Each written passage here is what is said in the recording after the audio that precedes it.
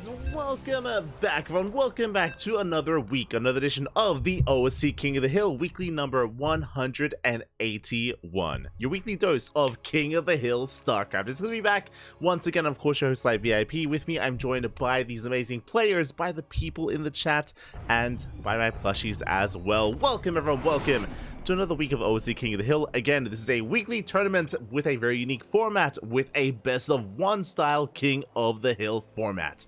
We have 15 players, 15 best of ones, and only one player will be crowned the King of the Hill. Only one, Bobby, only one. And here we go, we have our first matchup. We have our first series spawning in the bottom left-hand corner of Eternal Empire. We have the blue German player, the Terran player, representing himself currently teamless. It is Moja.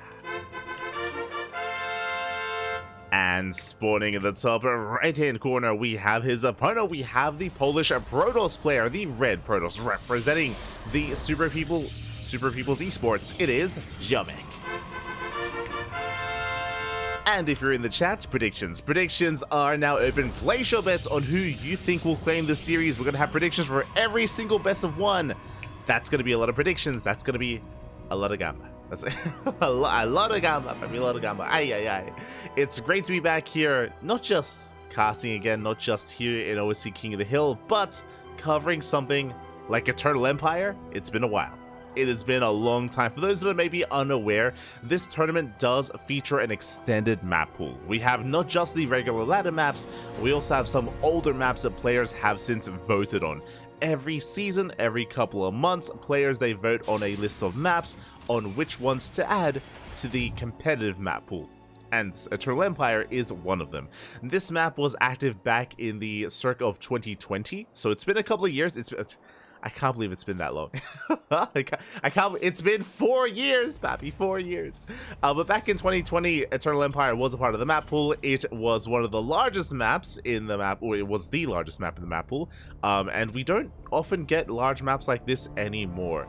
It's very wide open, a lot of bases to be taken as well. I feel like maps have like shrunk over time, and we've kind of gotten away with maps like this, or Romanticide. That was the successor of Eternal Empire in the season afterwards. So it's been a hot minute since we've had these larger maps, but I appreciate it. I do appreciate it.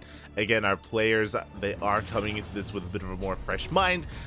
These two players have been competing for a long time. I'm sure they're very familiar with this map. They did pick it, of course, and we are opening up with a 3 racks bold move on a large map like Eternal Empire.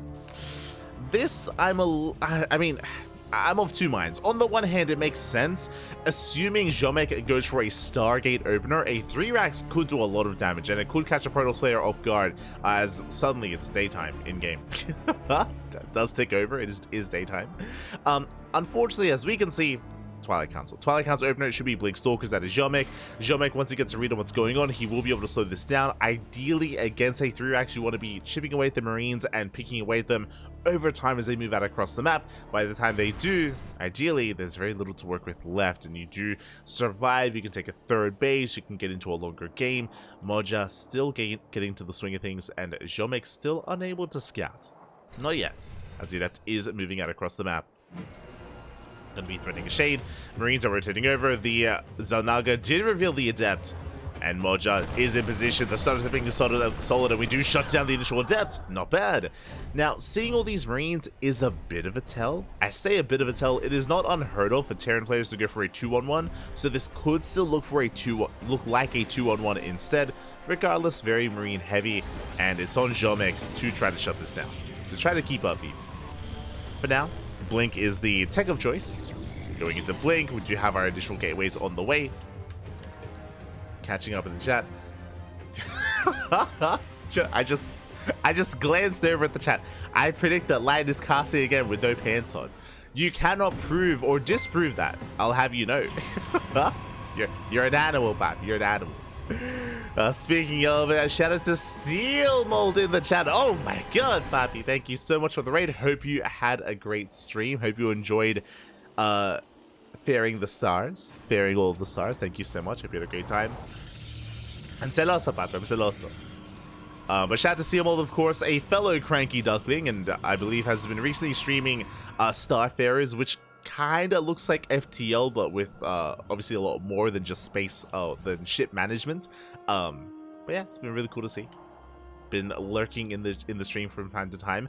Meanwhile, Moja is moving out. Of course, had control of his own Xel'Naga tower. Does not have control of the other, but we bypass the Xel'Naga. We have the Observer moving out, but by the time it does, I mean, Ziomek still has no idea what's going on. Has some pieces of the puzzle, but here we go. The Marines have amassed. Stim is ready. Stalker, they try to engage. Oh! Could be able to chip away. They do manage to catch a couple of Marines, potentially. Maybe 1, 2. Shield battery is done. We stim one in. We focus on the shield battery. We deny the overcharge. And can we get the base itself? The Nexus is still quite high on HP. We can trade with the Stalkers. We get 1, we get 2. Yeah, 2 Stalkers go down, and we just keep stimming in. Ooh, but alas, we are running out of steam. Yeah, we're running out of steam. We did get a shield battery. We did get a couple of units, but alas, it looks like we don't have that much left to work with. The blinks are solid, and Ziomek will clean this up. And this also shows us why I mentioned earlier that this is ideal against a Stargate opener. If there were Phoenixes here and less Stalkers, then we would have had a harder time defending. But again, with Mass Blink Stalker, we can micro well against the Marines. We do defend, and we save the base. Looking at the Intel's had only 2 Stalkers. Only 2 Stalkers went down for 22... Oh, that's a lot of Marines. 22 Marines for 2 Stalkers. Ay, ay, ay. A beautiful trade here for Ziomek. 10 Marines each for each Stalker, I should say, and with that, Moja is going to back off, is going to take his 3rd base on location, and is going to try to work towards a longer game. Now, thankfully, because the map is so large, because we're here on Eternal Empire, it's going to take a while here for Ziomek to counterattack, and he isn't. He's staying back at home. We are looking to embrace a longer game. Okay, we're solid. I don't think anyone will bet against that. You're all animals. I'm shaking my head. But shout out to Inowar, Baby Link, Steel Mold. I saw Emperor Fubel, Noam Chomsky.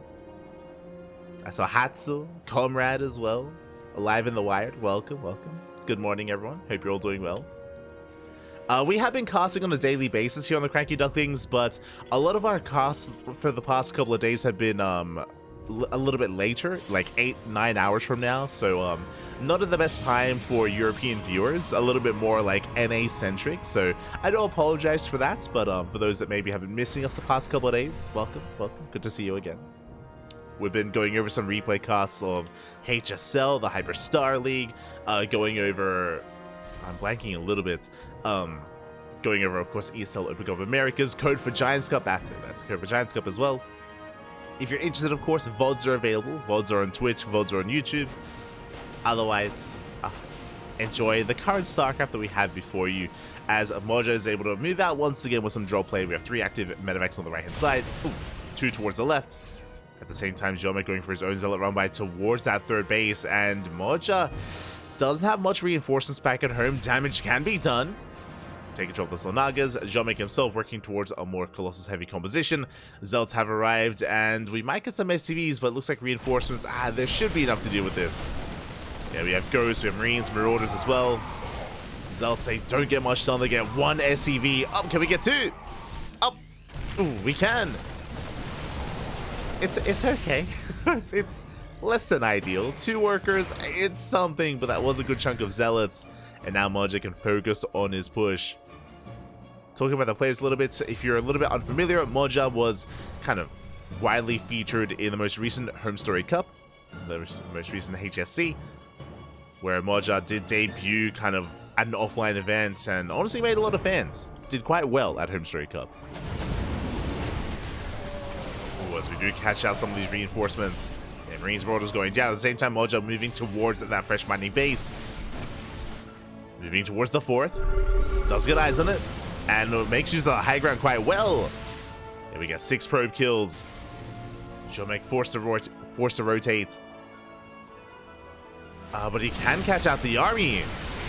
Decent EP on the Zealots. Yeah, but there's no Widow Mines, there's no tanks behind this. We're taking down Ghosts. Expensive losses, 2 Ghosts go down.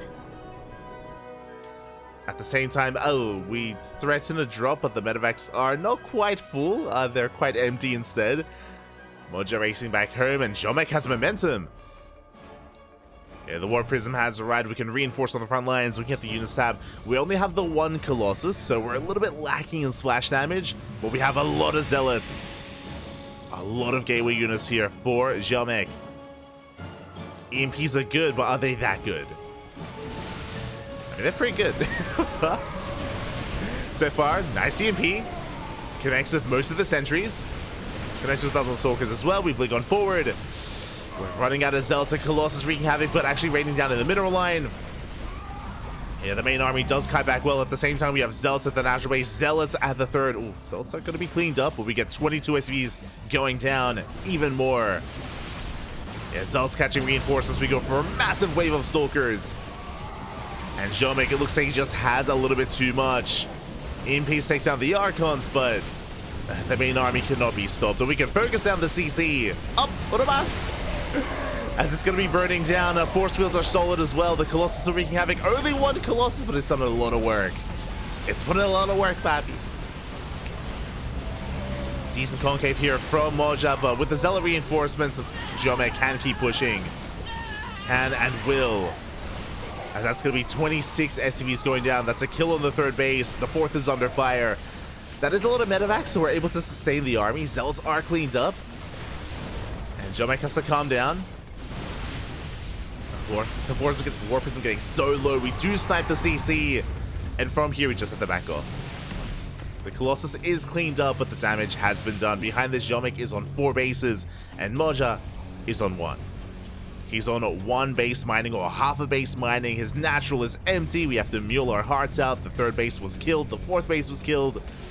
Things are looking a little bit bleak here for Moja. Again, just had a really rough start. Winding it back, remember, it was a 3 racks opener, delayed 3rd TC. I should say a bit of a later 3rd TC, and the initial opener just didn't do much damage. Remember, it was 22 Marines for 2 Stalkers. From there, Ziomek was in the driver's seat. We are getting some probe kills across the map. Not too bad.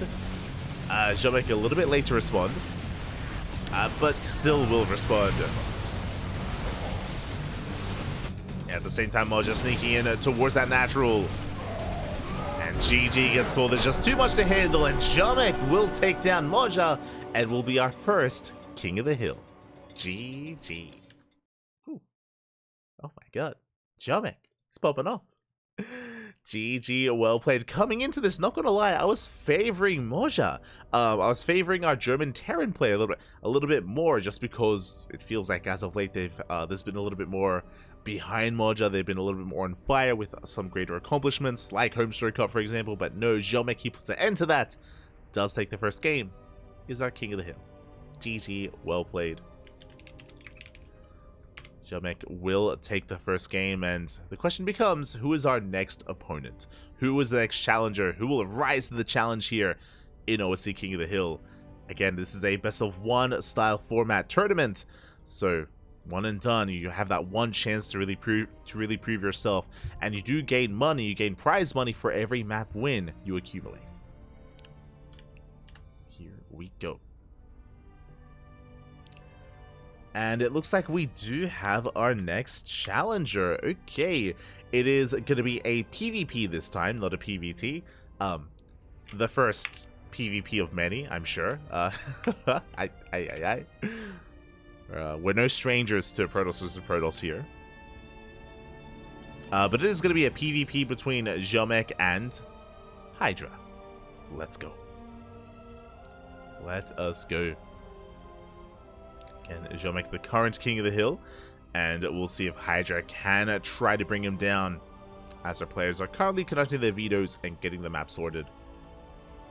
Just catching up in the chat. Catching up.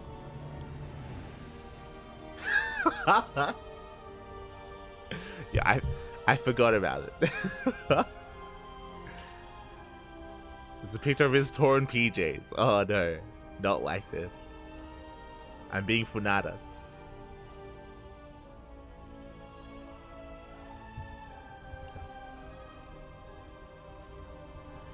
Stan, I need you to calm down. I thought Terran units were fusion powered or something, but Light keeps saying that they're running out of steam. Oh. They are steam powered. Ay. Any chance of HiGhDrA? Unlikely. As for those that are curious when it comes to this event, players, they do kind of congregate in Discord, and they come together and they sign up for OSC events. And I believe they are typically a part of the OSC membership club. I don't think HiGhDrA is a part of that. Expect players like maybe Spirits, Gerald, Max Pack, some of the Koreans if they're staying up late at night. But Big Gabe, I believe, doesn't usually take part in OSC events. So I would say unlikely. Not impossible, but unlikely.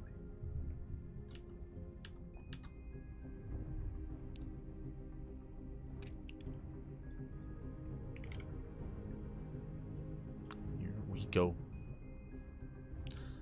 Sometimes players like Special, Juanito, for example, as well, would pop in. Right now, we're kind of, you know, at the mercy of our lovely admin today. Shout out to Eddie, of course. He's the puppet master behind the scenes, kind of dictating which players do rock up and who does arrive, who faces off against who.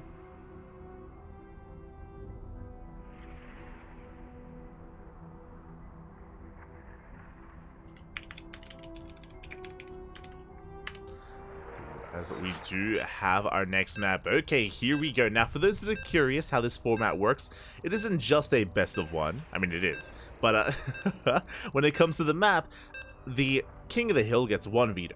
One veto is available for the King of the Hill. So Ziomek is able to veto one map, and then the challenger can pick any other map available there. So there is a big advantage for being the challenger to kind of, you know, kind of set the battlefield, set the playing ground for this best of one. Here we go, spawning in the top left-hand corner of Oceanborn. We have our blue Polish Protoss player representing the Super People's Esports. It is Ziomek.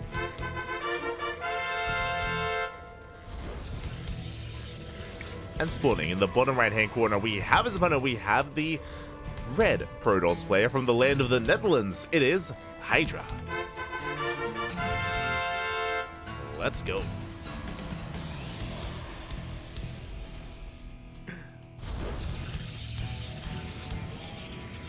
Have our, again, first PvP of many. We are no strangers to, you know, the Polish Protoss policy, for example. Players like Gerald, Krystianer, Papi, Rodin, Arts as well. I'm sure some, if not all of them, will be featured at some point here tonight. But now, though, we'll see which of these two will come out on top. For now, we do have our initial openers. We have 2 gateways from Ziomek, 2 gateways from HiGhDrA. Nothing too crazy, nothing too wild. No one is going for a Max Packs opener, and no one is proxying a pylon yet. As we do see Ziomek coming in for a probe scout, and HiGhDrA may be opting to hide that first pylon.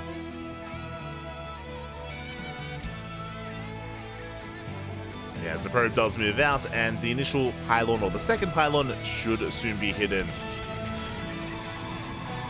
Has been placed down there behind the mineral line.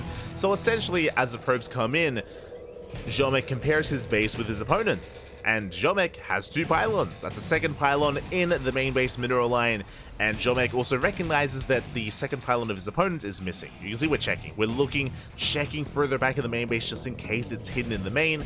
As we can see, it's a fake proxy pylon. Ziomek, though, has yet to confirm whether it's real or fake. So we'll see how he responds. For now, 2 Stalker opener, double Stalker. We see Stalker Sentry from HiGhDrA, so much more macro-oriented. HiGhDrA likewise will come in and confirm the placement of all the pylons. Should be feeling pretty secure.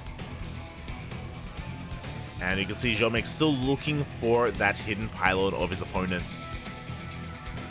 Could be something committed, could be something a little bit more harassment-oriented, like a proxy Stargate, for example. Ziomek is looking.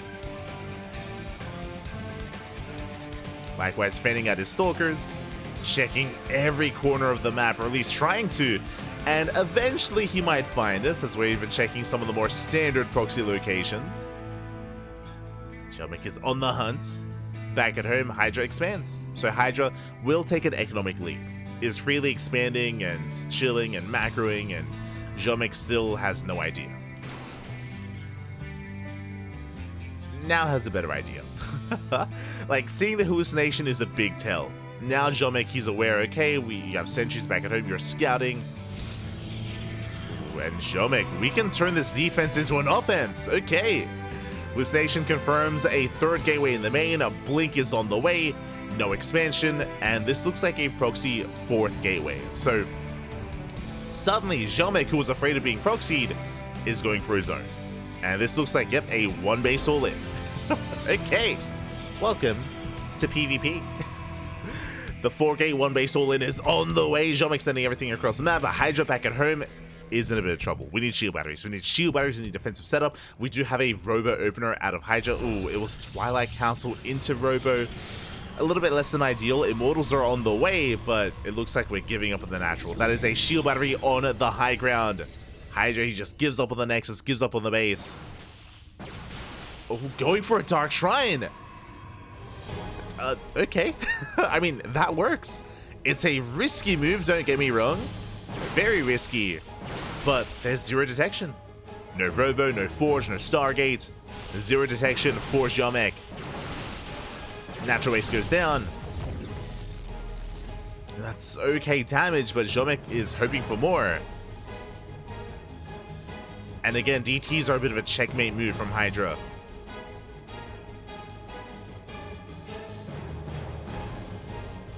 Speaking of, we have the proxy pylon. It wasn't found. And DTs are on the way. Oh, sorry, adepts are on the way initially. We can warp in DTs across the map. Oh, would you click in?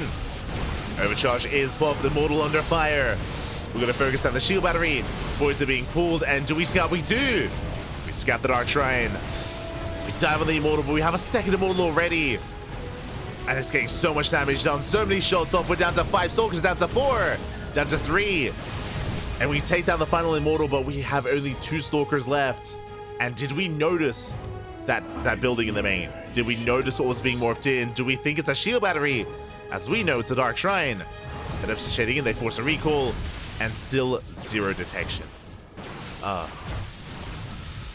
That's the scary thing about a Dark Shrine, is that if you don't click on it, I mean, it looks like a shield battery, right? Like, if you don't pay close attention, if you don't click on it yourself, then there's no real tell, and here come the DTs. And they're about to end the game. There's just no answer. Straight up. There is no answer. DTs, they waddle in, they get up the ramp. And we can't do anything. And probes are going down. GG gets called, and HiGhDrA will take game number 1. We'll take the game and is our new King of the Hill.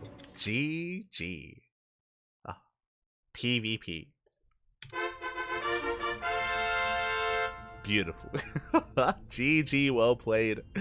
HiGhDrA identifying that, of course, he was being one base all in, and did respond quite beautifully. Initially with the with the Twilight Council into Robo, into Immortal Production, into a Dark Shrine, and given that he had confirmed, or at least more or less confirmed, that it was a one base 4-gate blink opener, he knew that there was no way there could be detection.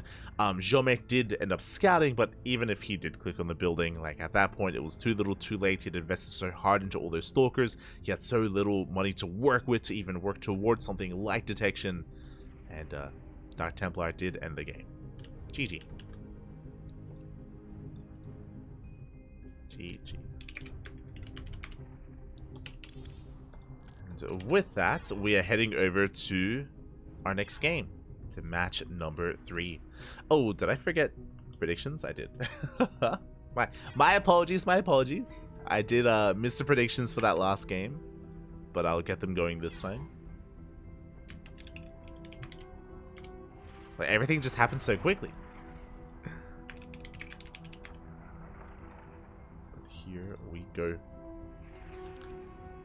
So HiGhDrA is our new King of the Hill, and up next we have a bit of a clash of regions, a clash of styles. We have HiGhDrA up against MeomaikA. You love to see it. It's been a while, but I always do appreciate covering MeomaikA whenever we can. Is our Vietnamese Zerg player. Is hyper aggressive, is very unorthodox, And I'm ready. I'm ready for the HiGhDRAs. I'm ready for the 2-base HiGhDRA, Pappy. It's what he's known for in this matchup. I'm sure HiGhDRA is somewhat aware. Somewhat.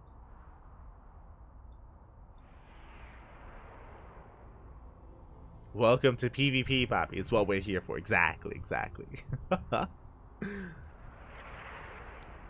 MeomaikA. You're not wrong. You're not wrong. Is what it means.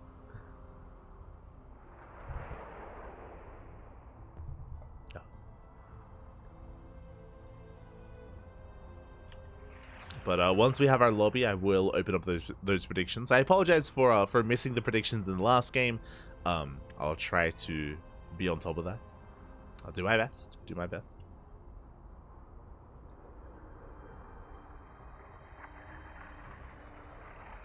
And we're definitely here for Meo. Yes, yes, exactly. Again, if you may be a little bit unfamiliar with MeomaikA, he is less active than he used to be. You know, his prime was 2020 towards like the period between 2020 and 2023-ish era of StarCraft. When he was a much more active player, when the Oceania region had its own regionals as well, was the last king of the sea. And he's known for just having his own kind of play style, his own kind of approach to things. He has his own builds that he comes up with against Terran, Zerg, and Protoss. I would say that MeomaikA's ZVZ is the most standard. Like, there's not as much ingenuity or much flexibility in ZVZ. Most of the builds and openers are, you know, more or less set in stone. And I mean, sure, you can cut workers and be hyper aggressive at times, but his ZVZ is more standard. But when it comes to his Zerg versus Protoss and Zerg versus Terran, that's where MeomaikA is more unorthodox and has a little bit more creative freedom. He likes his HiGhDRAs. He likes them. Doesn't make them every game, doesn't rush into them every game, but there is a unique MeomaikA build that he's known for, especially against Protoss players, which is 2-base HiGhDRA. Which sounds crazy, you don't see it too often. 2-base Muta sometimes, but 2-base HiGhDRA is often his go-to.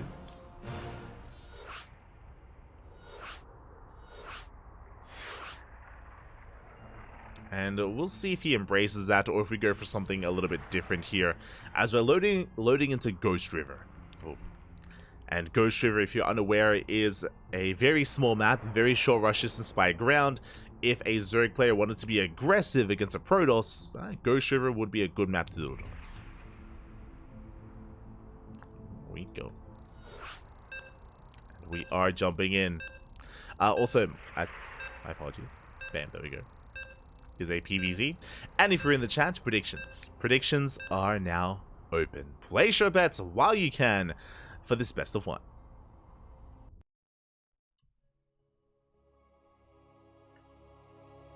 the HiGhDRA versus the HiGhDRA. You're not wrong. God damn it. But here we go, spawning in the top left-hand corner of Ghost River. We have the Vietnamese Zerg player, the Teal Zerg, representing Team Gosu. It is MeomaikA. And spawning at the top right-hand corner, we have the blue Protoss player from the land of the Netherlands, the current king of the hill with 1 win under his belt. It is HiGhDrA. And one moment, I will fix up MeomaikA's name. May or may not be a couple of chelas in. There we go. Hold on. Bam. Okay. And we do have a pool first opener. Now, don't be alarmed, it is a pool first, that is true, but usually MeomaikA will go pool first into a hatchery, go for a more delayed economic start, just to be safe, just to be secure. I'm assuming that's going to be the case here. I mean, I say that. Things are on the way. Going queen first. We do delay the expansion. It's going to be 6 lings initially here for MeomaikA, so a much more aggressive start. And as we mentioned before, this is a much smaller map, shorter rush distance by ground. You can get across the map very quickly. We can see HiGhDrA does respond, does respect the opener. Second gateway. Goes for a 2-gate opener, walls off, and delays the Nexus. Expansion's on the way. MeomaikA is not going for an all-in. MeomaikA is droning, did make 6 slings, and these 6 slings have already done damage. I mean, they kill a probe, yes, but they did delay the expansion. They forced a second gateway, the cyber core as well. They're forcing out a zealot. It's being chronoed as we speak. Probe is off the mineral line on hold position. This is all economic damage here, all delaying the expansion of the Protoss. So not too bad. Not too bad from Meo. Again, behind this, he's droning up as hard as he can. Now, the scary thing for MeomaikA is going to be in a couple of seconds is the counterattack. Now, because HiGhDrA was forced to invest into these early units, double Zealot into Adept, that means that HiGhDrA will have an abundance of units early on and can go for a counterattack and can threaten the bases of MeomaikA, and MeomaikA has Slowlings and a handful of Queens to defend. Not the easiest defense here for Meo. As HiGhDrA is moving out. Now, if you did notice, HiGhDrA cancelled his second Adept, so I thought it was going to be double Zealot, double Adept, and that can get economic damage done. As we can see, we cancelled the second Adept, we're keeping one of the Zealots back at home, it's only 2 units, MeomaikA should be fine. He shouldn't really lose much to this.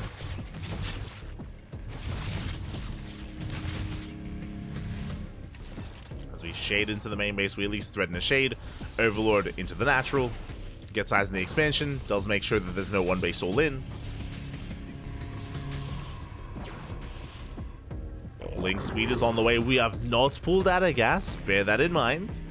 I'm assuming this is going to be for a fast lair. But gas income is continuing here for MeomaikA. For those that are curious, typically in this kind of matchup, once you prioritize link speed, once you get enough gas for it, you pull out. You pull out just because there's no reason to, rush into roaches early on or rush into a lair early on, unless you have reason to be aggressive and to make use of that kind of tech. Meanwhile, Lings, they get a surround on the Adept, not bad. The Zealot as well. Oh my god. Third base is delayed somewhat, but MeomaikA will now expand. And I'm still waiting for that lair. I'm assuming it's going to be a lair, but I mean, it could still be a Roachborn. Technically, it could be a Baneling Nest. Meanwhile, we do see back at home. We're staying on 2 bases. Oh my god. Gateway explosion. The Bay is on the way. HiGhDrA going 2 base Colossus? Question mark? I mean, it could be Disruptor, but the Overlord does confirm. We get eyes on that Robotics Bay. MeomaikA is aware. Back at home, there's the fast lair. 2 more gases. This screams 2 base HiGhDrA. Should be HiGhDRA's. Which is also why I like the idea of HiGhDrA blindly going into Colossus. Again, MeomaikA has a reputation. Our Zerg player, he does have a reputation. A lot of people are aware of how he plays. Ooh, that is a Roach Warren on the way. Okay. And we do see HiGhDrA going for not Colossus first, Disruptor. We have War Prison Speed on the way. It's going to be a Disruptor draw. So this is going to fare quite well for HiGhDRA Disruptors. They, of course, perform a little bit better against Roaches compared to against HiGhDRAs. As they do so much burst damage, they will bring Roaches down. Prism has arrived. The lair is done, and we don't see a HiGhDRA den. We also have not taken the 4th gas, so it looks like it is going to be Roaches. The other thing to bear in mind, we've droned up to 49. We're not making any more workers. Not yet. 10 Roaches are on the way. No more saturation. We could just go for a big all-in. Yeah, still no drones. Still no workers on the way. We're making another wave of Roaches. And there's potential for both players. If HiGhDRA tries to expand, there's no expansion. But if he tried to, then we could bring it down. Spire, okay. okay, we're going into a different direction. Roaches into Mutas. Let's go. Another gas is being taken. Prison's moving out. Oh, never goes off. Not bad. Okay, 4 Roaches. 4 Roaches go down. Colossus now on the way. And I assumed that HiGhDRA was going to be going for a 2 base all-in, especially with these extra gateways on the way. But as we can see, we're getting ready for an expansion. 3rd base is being taken. A delayed 3rd for HiGhDRA. It's been a wonky game. There's been a lot of twists, a lot of turns. We eventually got to a third base. MeomaikA has an economic lead, is still droning up. And if HiGhDrA is a little bit too passive, a little bit too defensive, these mutas could pop off.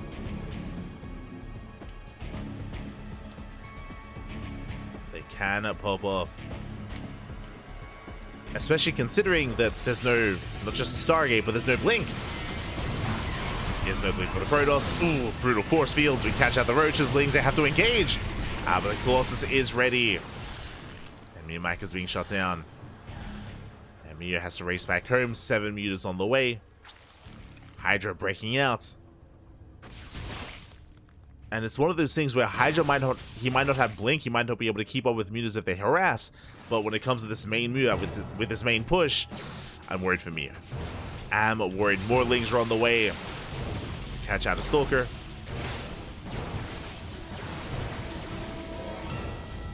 See HiGhDrA rotating towards the left-hand side. Disruptors are available. Nova's going to be going off. Lings, they collapse in. Yeah, the mutas are revealed. Massive detonations. Oh my god, the Lings go down. The roaches as well. And there's almost nothing left here for Mio. I mean, the Lings are getting a lot of damage though. Lings, they chip away at the Stalkers, but we're focusing down the mutas. And there's 1 muta left, 0 mutas remaining. GG gets called, we clean up the Zerg army, and HiGhDrA breaks through. HiGhDrA takes down another opponent. GG. Whew. In a way, it was a 2-base all-in. It was a wonky game. it was a really, really weird game where there was just a lot of aggression and a lot of tentative expansions. There was a 3rd base on the way for HiGhDrA, but he didn't saturate it. He committed on 2 bases. Again, he had 6 gateways behind that. Plenty of gateways, plenty of reinforcements. And MeomaikA was vulnerable to a push. Mutas, they can do amazingly harassing across the map, but when it comes to these main army engagements, they struggle quite a lot. They do struggle. MeomaikA was exposed, was vulnerable, and HiGhDrA takes down another challenger.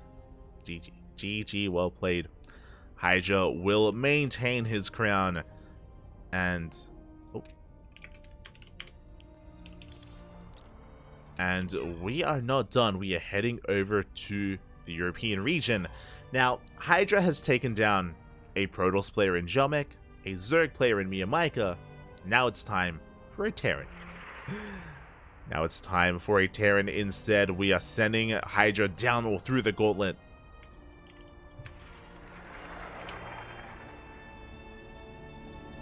And we are setting up our next player. 1 moment here.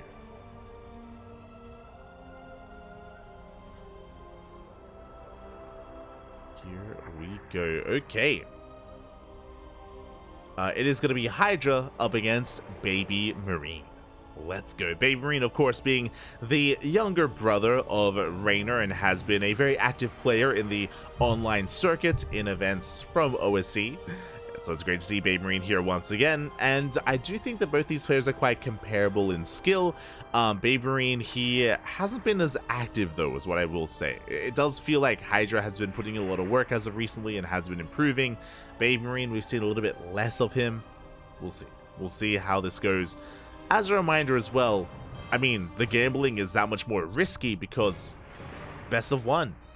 Anything could happen. We've seen some big upsets in the past. We've seen players like MaxPax and Bjorn are brought down by otherwise lesser players because of the best of 1 format. So it's yeah, take the chance. Best of luck. Best of luck. We'll get the predictions going once we have our lobby.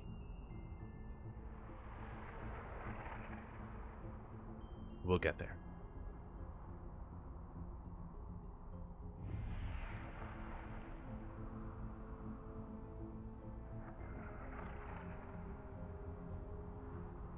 Corporate wants you to spell the difference between these 2 HiGhDRAs. Oh no.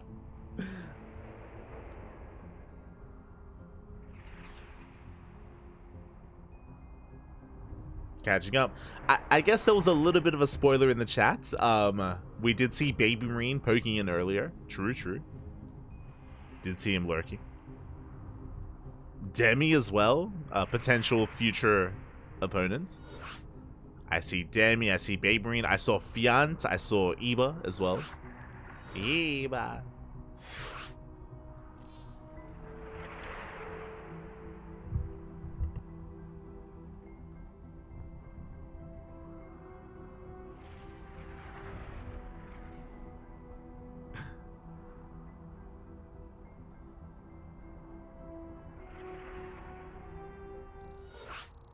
And here we go. We have our map. We have our lobby.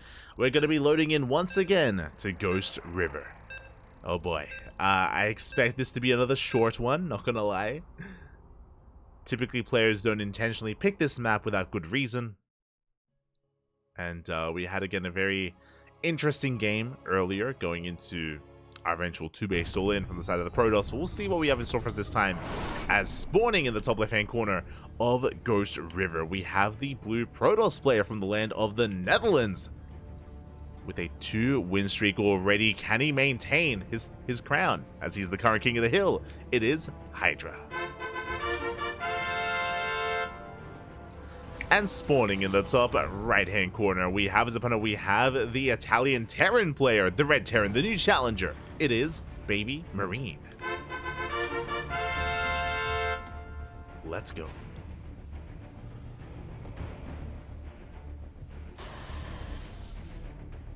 Let us go. Once again, Ghost River, very small map, very short rush distance by ground. And if we did want to be aggressive and assertive, then this would be the map to do it on. So my eyes are definitely going to be on BabyMarine. Ooh, as he is going for a double gas opener. Okay.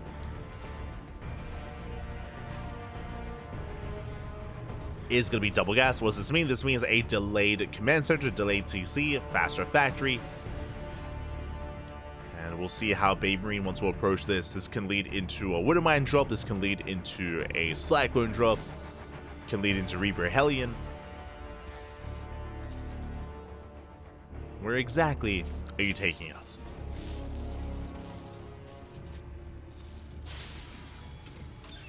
As HiGhDrA does tase away those SCVs. Initial Zealots on the way.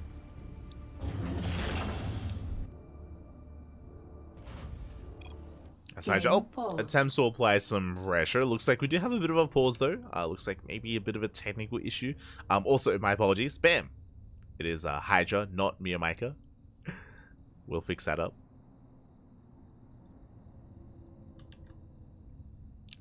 What were the first two matchups? The first two matchups were Moja versus Ziomek, which did go the way of Ziomek, and then Ziomek versus HiGhDrA. So we're still early on. Still early on in the tournament.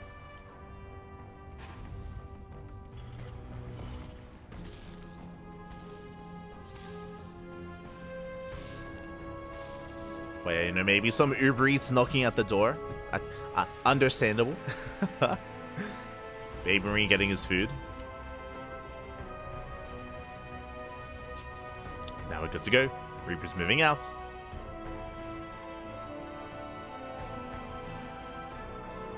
Probe is racing back. We have a second Reaper on the way. And there is that factory. And the probe. I believe we cancelled, yeah. Did cancel the Zealot. Once HiGhDrA realized that it was not an economic opener, then did cancel the Zealot.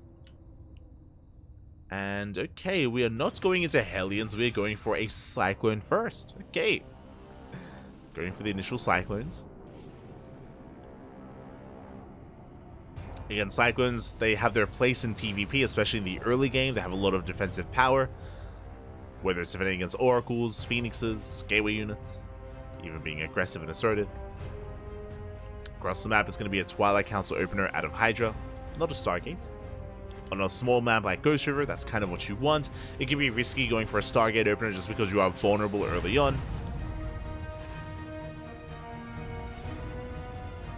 Twilight Council is a safer way to approach the matchup, working towards Blink and extra gateways. We have one gateway in the main, second gateway at the natural, so far 2-gate Blink, shield battery as well. We have a safety shield battery with the overcharge, and we are already commencing tank production. Okay, really early tank production here. Starport is done. Do we go for the Tech Lab, or do we go for the Medevac? What are we going for? The answer is the Medevac. Okay, so an early drop here, an early move out from BabyMarine.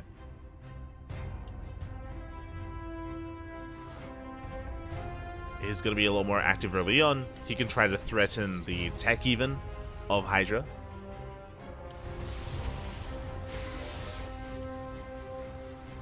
Referring to this cliff face here.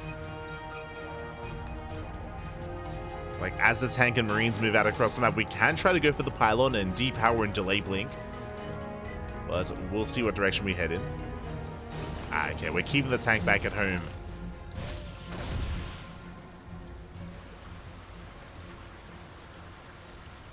Presenting with a stalker. Oh, never mind.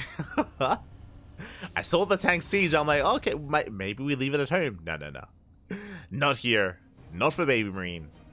He's moving out with everything he has. Oh, third CC on the way behind this. Okay. Fast third base. His pushing is quite committed with this, but he's expanding back at home. Tank volley going up. Not bad. But the Stalkers do hold their own.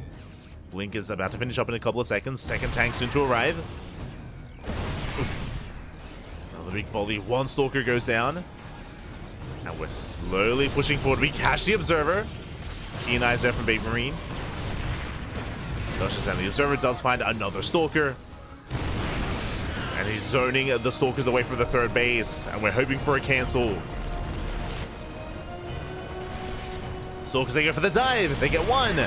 One tank goes down, but what about the other? We punish the dive. Yeah, the Stalkers are crumbling. And now we cannot go for the base. Reinforcements are on the way. We're going for the surround. And once again, we catch the second Stalker, but we have a third. Yeah, another tank has arrived. Say, catch a third tank. Yeah, we have a third tank. The Stalkers, they're barely holding on. But it looks like it just barely is enough. BabyMarine is going to back up. He does retreat. And HiGhDrA saves the third base. Impressive. We save the third. Hold on to our economy. Even though we lost a lot of Stalkers, we didn't lose any probes. No, many probes even. Behind this, we're not quite done. Raven moves out.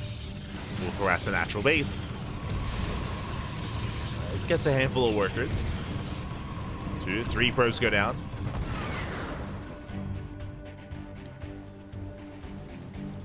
At the same time, drop towards the south.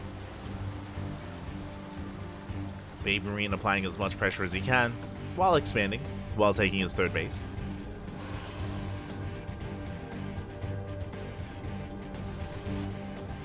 He's getting his third up and running.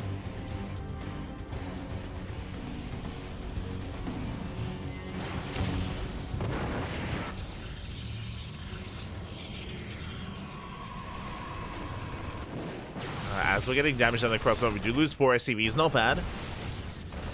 Never mind. I was going to say 4 SCVs go down, but at the same time, 7 probes going to be going down as well. Auto turret at the natural. Marines in the main. Oh, and the Nicoract will barely escape. Does get away. HiGhDrA taking a lot of hits, and with that, the Terran player takes a worker lead. We're up in workers, up in mules as well. The economic advantage for BabyMarine is quite large. It's pretty big. And we will soon move out. We have Stim, combat shields, 1-1 finishing up for the Terran. We'll see if HiGhDrA can slow him down. I mean, Zealot Rumbys usually have a lot of potential, but there's not that many attack paths that we can use to try to sneak by. But Zealots are getting ready for a run by.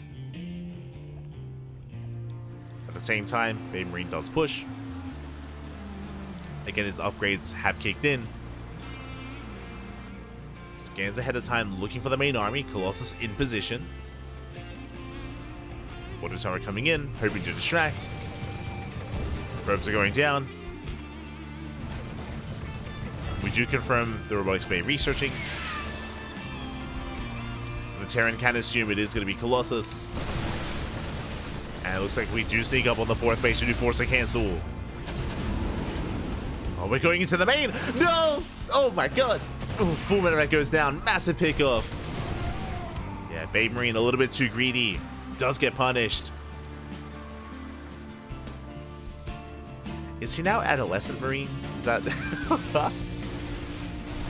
We talk about it all the time with young Yakov, right? Where it's like, is he young adult Yakov now? At the same time, When does BabyMarine... When does he grow up? When does that happen? If at all.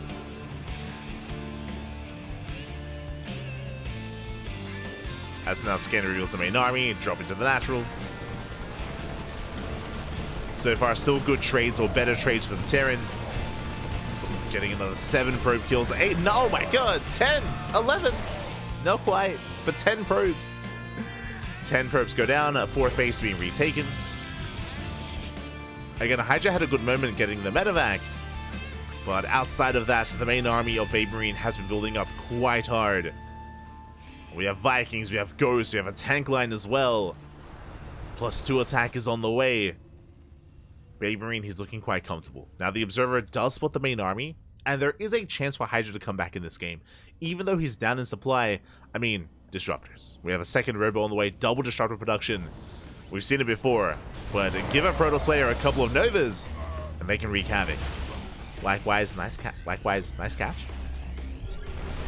Get a couple Marines. Ooh. The Observer spotted.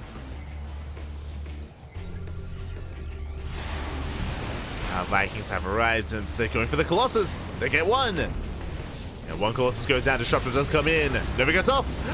Oh, doesn't connect. Ay, ay, ay. 2nd Colossus goes down. There's 1 left. Soon to be none. We pop the overcharge. And the Terran is snowballing out of control. Yeah, the final Colossus goes down. And there's just too much fire. There's too many Marines, too many Marauders, too many Ghosts as well. The Vikings land. Tanks have sieged up. A little bit too far back, but it's fine. At the same time, Zealots are wreaking havoc across the map. They will get some SCVs, but that pales in comparison to this main army. As the Zealots will eventually be cleaned up. There we go. Oh my god! Massive connection!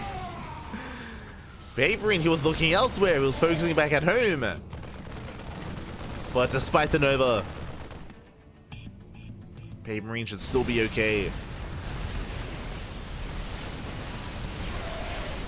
Pushing it towards the 4th base. EMP does connect. And there's barely anything left. There's 1 Immortal remaining. And we bring down the entire main army. The 4th base under fire. We're warping in desperately whatever we can. A handful of Zealots. Overcharge gets popped. We're out of range of the overcharge. We clean up the Zealots. Nova goes off from behind, but it doesn't connect. No. The Novas, they just cannot connect. GG gets called, and BabyMarine will take the game and be our new King of the Hill. GG.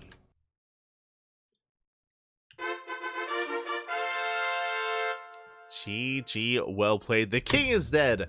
All hail the new King of the Hill, BabyMarine. Not bad. Not bad at all. Again, a very chaotic style, but early on did trade quite well. If you recall, sure, the first move out didn't kill the 4th base. Was hoping to. Didn't quite get the 4th, but did bring down, what was it? 6, 7 Stalkers. It was a hefty trade for HiGhDrA. Likewise, in the follow-up, we had some Raven harass, we had Marine drops, damage or economic damage was being done, and BabyMarine was looking quite comfortable. Quite comfortable, up in workers, up in bases, up in economy.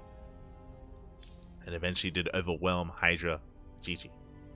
GG, well played.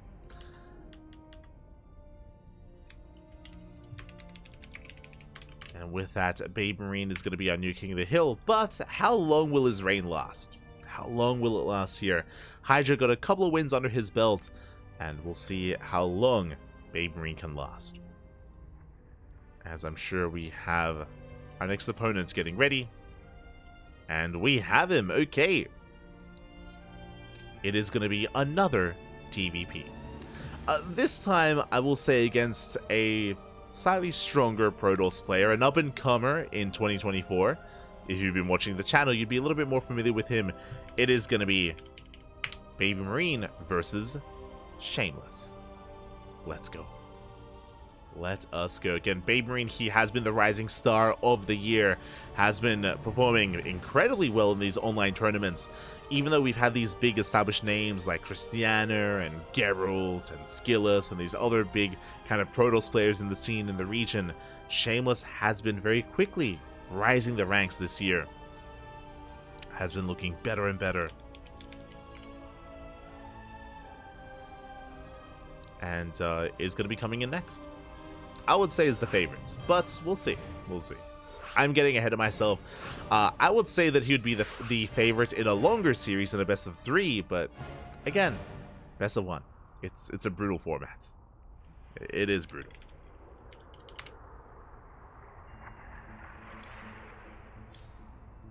Let us go.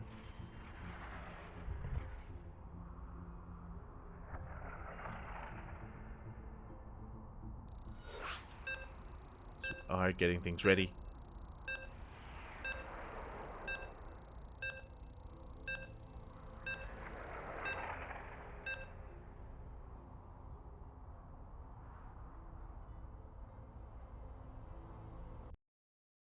And we have our map of choice. We're going to be loading into Oceanborn. Okay.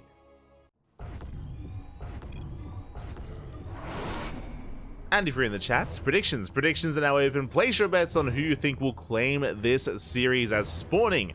In the top left-hand corner, we have our new challenger. We have the Blue Protoss player representing Team Twisted Minds. It is Shameless.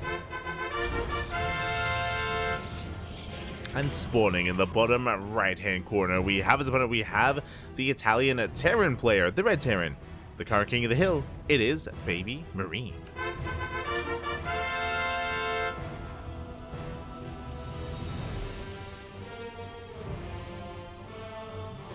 Oh, we're popping up. Okay. And this is what I love, especially about this format, is, hey, one game we can play a little bit more macro-oriented, one game we can see a 2-base all-in, another game we can see a proxy 2 racks. Why the hell not? Raxes are on the way. BabyMarine looking to pop off here in our next game, in our next best of 1. And Shameless, for the time being, is in the dark. For now, doesn't know.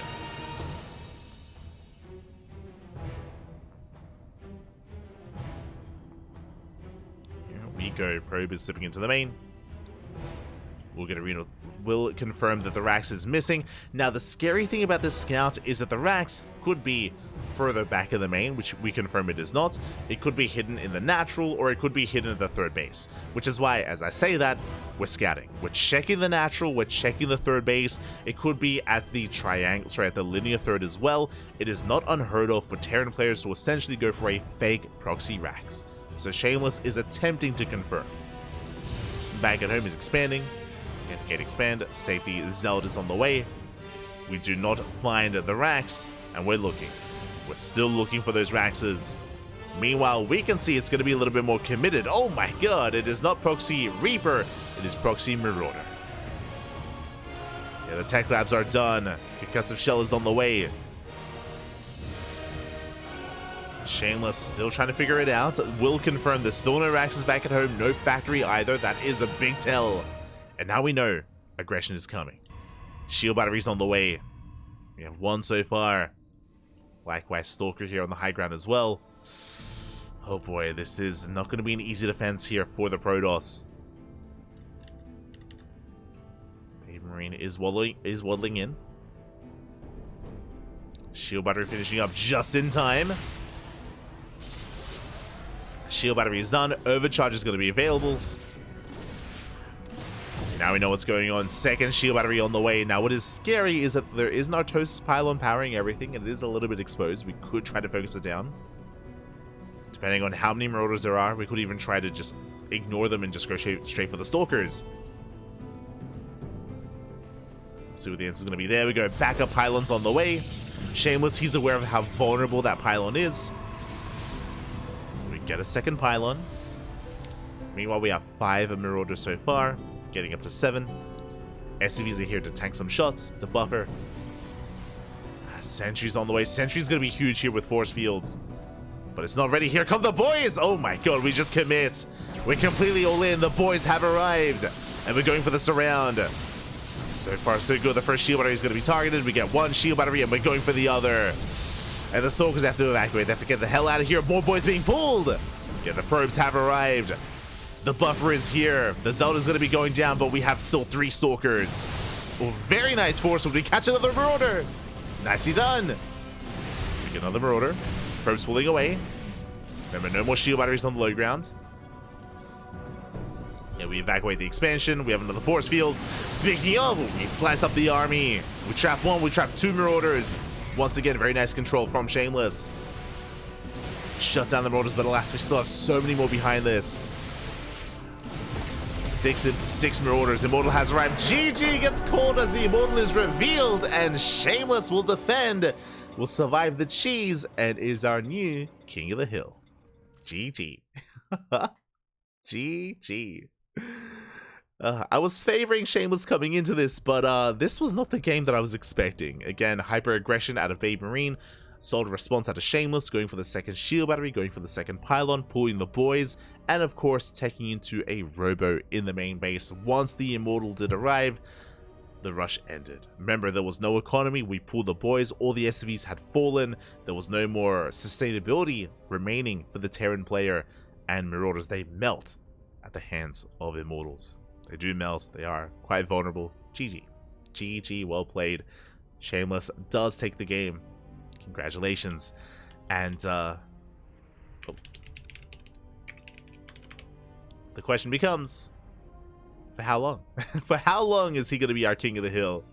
It is not uncommon for us to kind of enter this state of play where we just trade game after game. Game after game after game. We just keep trading wins, and we don't really get any kind of like consistent run from any player. So far, HiGhDrA has gotten 2 wins. That's the most we've got. So far, at least. So far. Is the most we have gotten. Oh, and we're getting ready for another matchup. And it is going to be... Oh.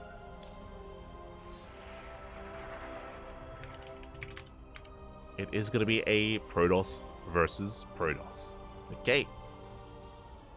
It's going to be another PvP.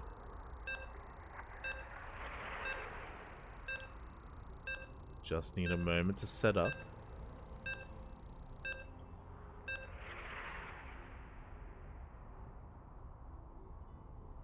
Here we go. It's going to be a PvP between Shameless and Rostok. Oh boy. Are jumping in, and if you're in the chat, predictions will soon be open, so you can place your bets on our next best of 1. And spawning in the bottom right hand corner of Oceanborn, we have our Ukrainian Protoss player, the blue Protoss, representing CSO Esports. It is Rostok.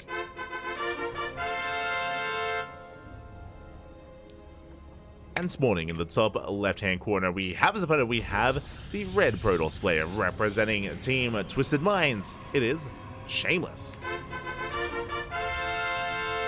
the current King of the Hill. Here we go. Oh, the juice is here. We have the juice ready, and again, in a longer series than a best of 3 and a best of 5, I would favor Shameless coming into this, but it's a best of 1. Anything can happen, anything can happen. And Rostok does have it in him to bring Shameless down. We'll see how he approaches him, though, on Oceanborn. Now, I wasn't going to say anything yet, but at some point, I hope we get a little bit more variety when it comes to the maps. We've gotten purely... I mean, we started the night with Eternal Empire, which was beautiful. But then we've seen Ghost River, Oceanborn, Ghost River, Oceanborn. Everything is blue. Like it's all under the sea. It's all the same color palette. I would appreciate like a little bit more variety at some point. We'll get there, I'm sure. I hope. As we do see Shameless moving out, going for a fake proxy pylon. Ooh, or is it fake? Interesting. The pylon has been thrown down, and Rostok will confirm that the second pylon is missing. So Rostok is aware that something is wrong. And based on the probe placement, this could be the setup for a proxy Stargate. Curious. Cybercore is done. Okay, the probe leaves. I was gonna say that if you go for a proxy here towards the north, a Stargate would make the most sense, but looks like, yeah, we're just gonna be moving out with our probe. No proxy, it is just a fake pylon into a standard setup. Shameless moving out with the scouts. Rostok back at home. Likewise going for a Stalker Sentry-based opener.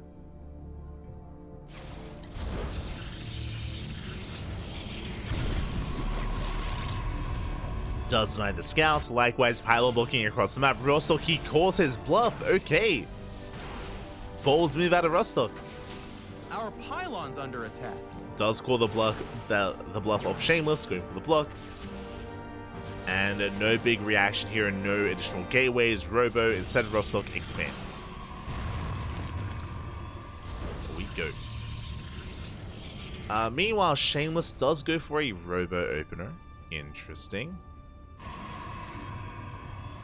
Shameless hasn't yet confirmed whether or not there's an expansion. Did spot the pylon, which is a bit of a tell. But we'll soon confirm with the hallucination.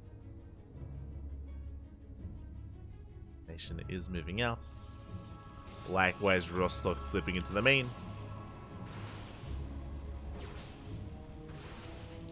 I see Demi in the chat. Don't worry, Bobby. I got you covered. Oh no. He's gonna be sporting into Dynasty. Kappa.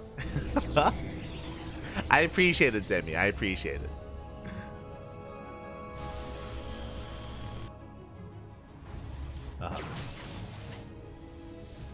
As for now, Shameless is going to be scattering across the map. Yeah, just confirming the tech of choice could be a Twilight Council opener into Blink. Likewise, the natural base being taken. Shameless is fully aware. Likewise, Rostok is the same.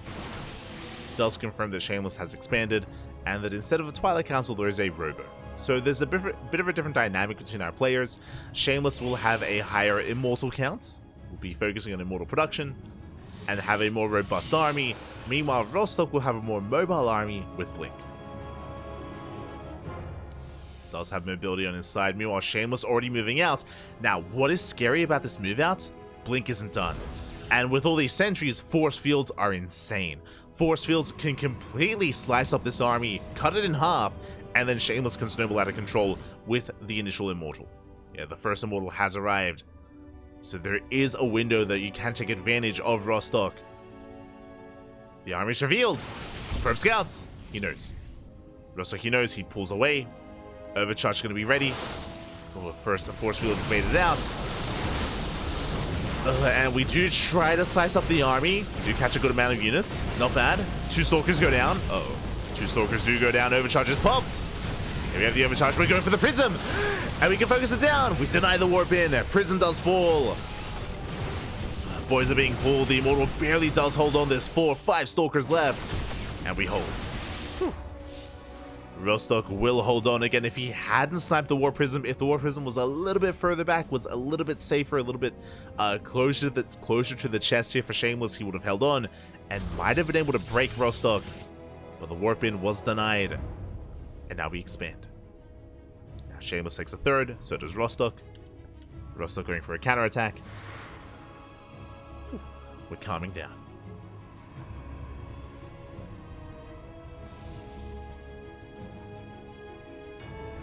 As Rostok, he does go for the dive. Ooh, we do catch out 3 of those Stalkers, not bad. 3 Stalkers go down, but Rostok still gets into the main base and probes are still going down. Oh my god! We got 5, we got 6 probe kills. Almost 6. There we go. And we deny so much mining time, we do recall all the way back home, and Rostok doesn't get punished. Across the map we have adepts, we do recall just in time. And we will clean this up. And just like that, Rostok takes a worker lead. He's up in workers. Equivalent when it comes to our base counts. Both players taking their thirds. Likewise, Rostok getting to his own Immortal production as well. And we have a game.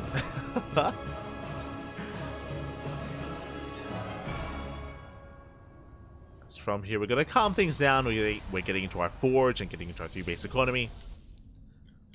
Rostok still has map control. When it comes to our players, for the most part, we're keeping up with each other. But if you remember, Shameless did not open up Twilight Council and is going charge first. No blink. No blink here for Shameless, so Rostok can make use of his greater mobility, can make use of his micro, his control, can dip in and try to snipe some units. Oh! Emphasis on try, as we don't quite get anything yet, but we have potential. Rostok does have potential.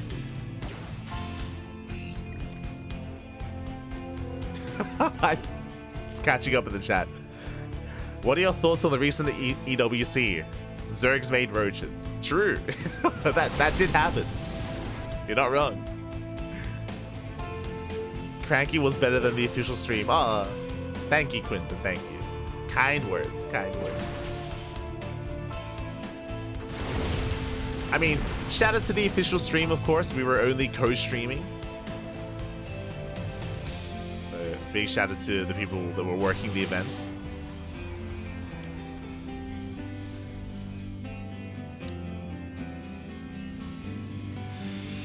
But it was a lot of fun. It was a lot of fun.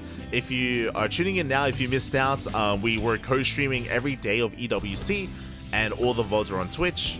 We do not have permission to share those VODs on YouTube. We only have permission for Twitch, so those VODs won't be uploaded to YouTube. Just as a heads up. So if you're interested in catching up on those VODs, then Twitch is the place to check. Otherwise, we can focus on our games. We can focus on Shameless as he does break out across the map, getting a 4th base, embracing mass charge lots. It's one of those things where Shameless is ahead in army supply, but a lot of the supply is in Zealot, right? It's a very cheap army for Shameless. Rostok's trying to catch up. Overcharge gets popped. And Rostok will force back the army. Now, based on these Zealots, I would love to see more Archons. We have 1 Archon so far for Rostok. I feel like we need a couple more. Immortals are good, but Immortals, they don't do too well against Zealots. As Zealots, they do collapse in. Overcharge did run out, and the Zealots, they're trying to break through. Are attempting. Immortals do kite back. More Zealots warp in. Yeah, this one Archon doing so much damage here in the front line for Shameless. We're trying to blink in. We try to dive on that prism. The prism goes down. Oh my god. Yeah, the War Prism does fall, but it looks like we have too much. We just barely have too much. So they break on through. We're getting on top of the base. We're getting on top of the Nexus. And Rostok just doesn't have enough. Again, only had 1 Archon to work with. The Immortals, they barely did anything in that fight. They were focusing on Zealots, and again, Zealots, they do so well tanking those Immortal shots. And without extra Archons, the Zealots, they just overwhelm. GG gets called, and Shameless will take his next opponent. GG. GG, well played. Shameless will overwhelm. Again, didn't have the most efficient or the most, the most efficient army, the most micrable army, but was able to overwhelm nonetheless. We had 3 Immortals, and again, an Immortal heavy composition does really well against Blink Stalkers. Doesn't do amazingly against mass charge lots. Ideally, the way the dynamic works is you have a handful of Archons to focus down those Zealots to force them back, and then ideally your Immortals can focus down the opposing players' Archons and Immortals as well. Try to focus down those high-tech units so you can overwhelm yourself. But regardless, GG, well played. Shameless will take it. And with that, we're getting towards the halfway mark. We're almost there. Almost there. We're getting ready for our 7th match, and we have 15 in total. So we are nearing that halfway mark. And can anyone stop Shameless?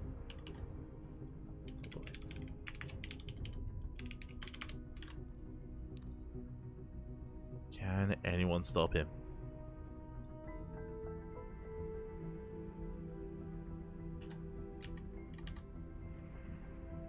Ooh, okay. It's gonna be an interesting matchup. We have our challenger. I need to slip in some DMs.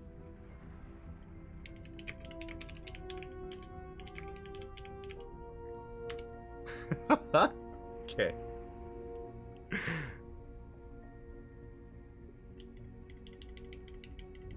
Oh no.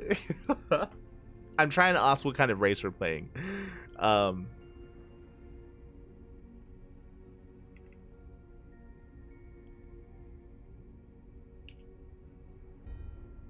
Okay. We're jumping into this. It is going to be a best of 1 between Shameless and Eba. Let's go. Which is why I was messaging Eba trying to figure out, is this going to be a PvP or a PvZ? Where are we headed?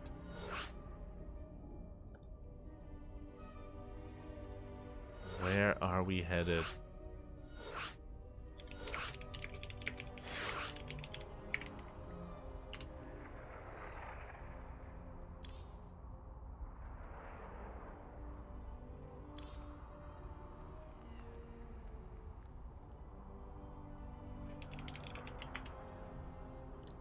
Just trying to set things up. Okay, we have the answer. It is going to be a PvZ. Eva is opting to play Zerg. Let's go. It's going to be a Protoss versus Zerg. And we have our map of choice, a map we have yet to see today. Still a similar color palette, but we're going to be loading into 2,000 atmospheres. Oh, I miss this map so much. Oh my god. It's been like 2 years. It hasn't been that long, but it's been like 2 years, maybe 1.5 years. It's been a while, but I do miss this map. Oh god. I miss it so much. But here we go, spawning in the bottom left-hand corner of 2,000 atmospheres. We have our current king of the hill. We have our blue Protoss player. It is Shameless for Twisted Minds. And spawning in the top right-hand corner, we have his opponent. We have the red Zerg player representing the Platinum Heroes from the land of the UK. It is Eva. Let's go. He is back. He's returned. He's playing his main race. Or is he off racing? It's up to you to decide. Eba has been playing a lot of Protoss, but what I will say is that Eba hasn't been playing Protoss for the past couple of weeks. I did ask Eba, I think it was last week, I was like, yo, are you playing Protoss?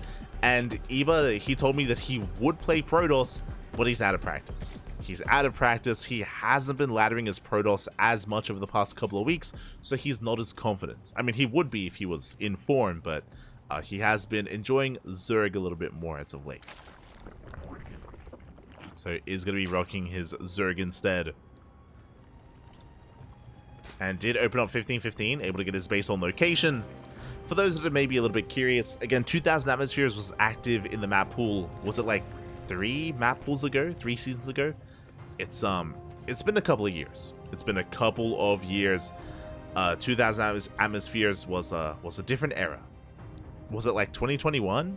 Maybe like into the beginning of 2022?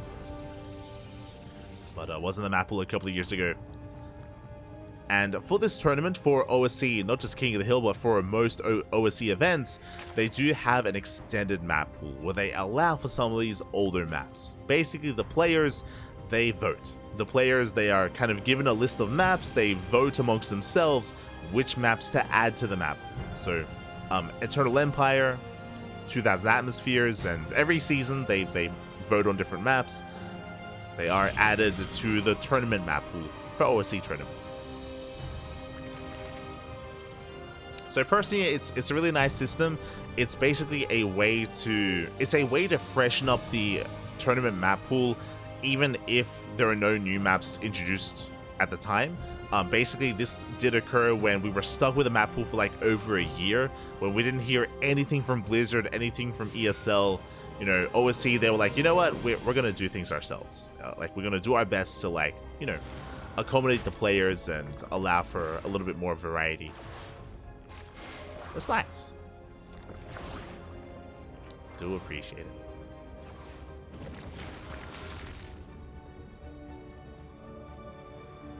As back at home, Shameless opening up Stargate, going for a Void Ray opener. Interesting.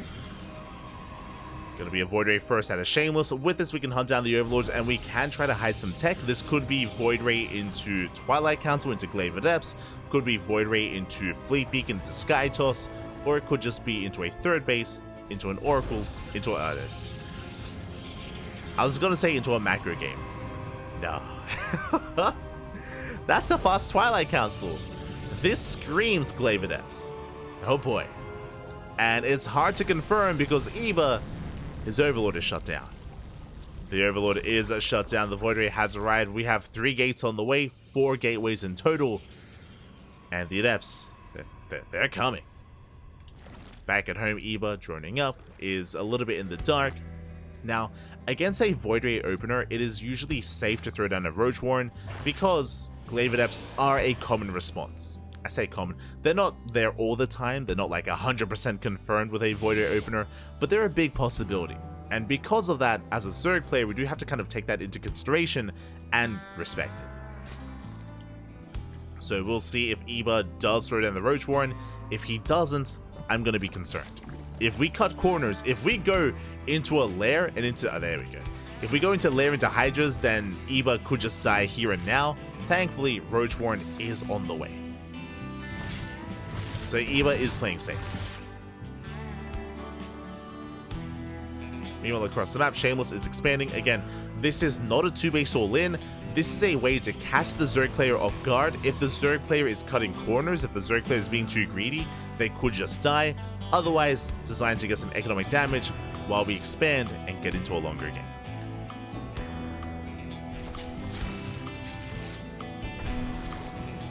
As the Oracle has arrived, getting a handful of drone kills.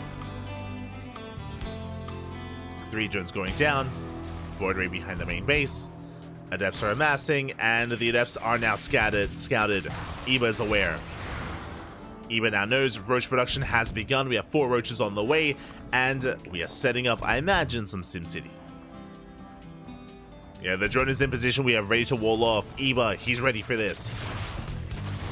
And he does wall off. Okay, very nice positioning. Adepts moving in. We commit to the shade. Ooh, but we will bring down that wall. The Eba chamber is cancelled. And we are breaking in, but so far the Roaches have arrived. But damage is being done. We have the Void Ray in the main base going for the spawning pool. We commit to the shade. 8 drones go down. And we even sniped the spawning pool. Oh my god. Okay, that I was not expecting. We commit to the shade though. We clean up the Adepts. The Adepts are going to be going down. And it looks like we saved the spawning pool. No shot. Can we get it? Up. We can. Yeah, the spawning pool does fall. With that, no more lings. We're stuck droning. And Shameless back at home is massing up his gateway army. We have +1 on the way. Blink is on the way. And there just isn't much to counterattack. If we did, we have the relation. We revelate the main army. Shameless is aware that Eba's staying at home. Speaking of, Eba's droning. Eba's droning up. Now, as the dust does settle, getting the spawning pool was a nice touch. It was a nice little addition there for Shameless. Looking at the units lost tab, that was 12 Adepts for 11 drones, a 1-to-1 trade. Shameless was hoping for more. Shameless was hoping for more damage. Even though this wasn't an all-in, this was still committed. Like, this was still something that had to trade a little bit better here. So, Eba's not in the worst position. I would say, especially now that he's able to tech up. HiGhDRA's on the way, joining up a little bit further. As long as we don't lose too much more. As we get 3 drone kills, we deny mining at the 3rd base, or sorry, at the 4th base. Blink Runway doesn't do much, and Blink is done. Uh-oh. Blink is done. Shameless, his eye is on that 4th base. He wants the hatchery. He wants the expansion.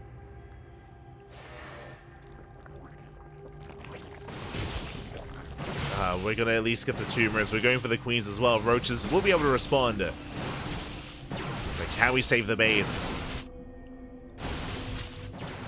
We're going to try and do. The base is getting very low. Oh my god.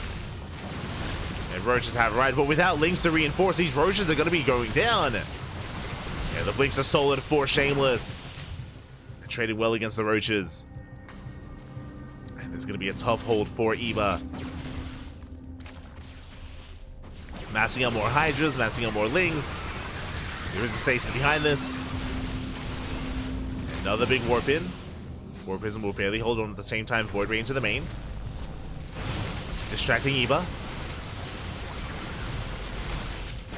It is going to be distracted. The HiGhDRA's doing a lot of damage to the back line, but we're running out of Roaches.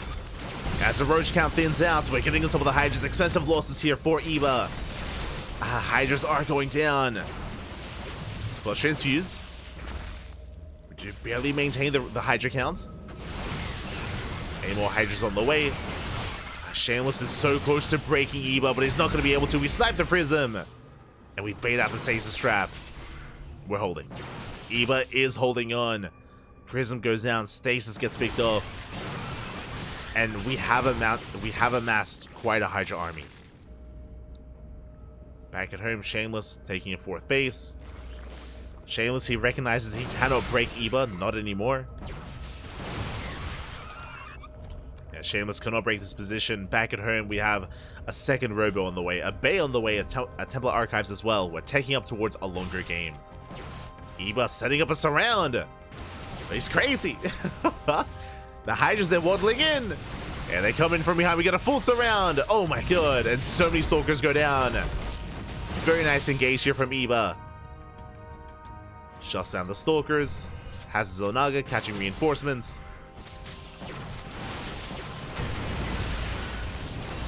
And we're starting stepping forward. Eba does have the greater economy.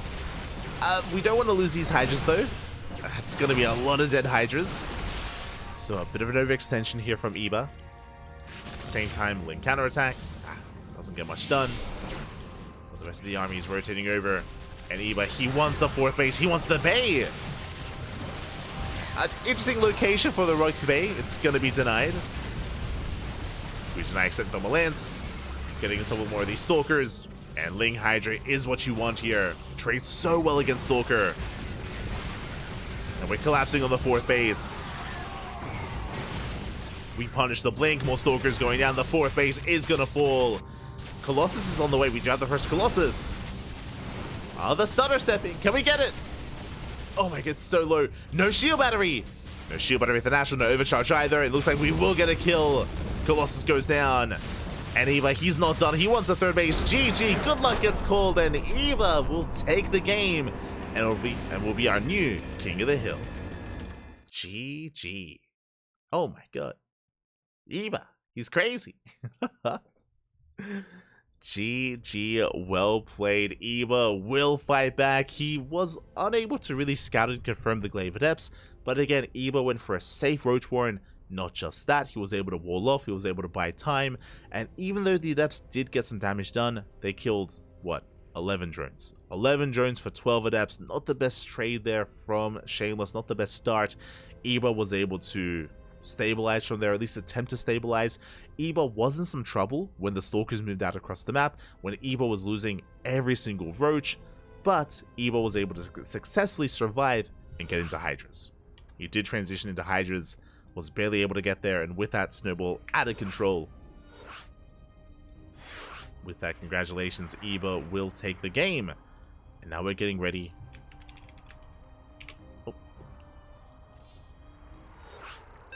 We're getting ready for our next series. One moment. Getting ready. That.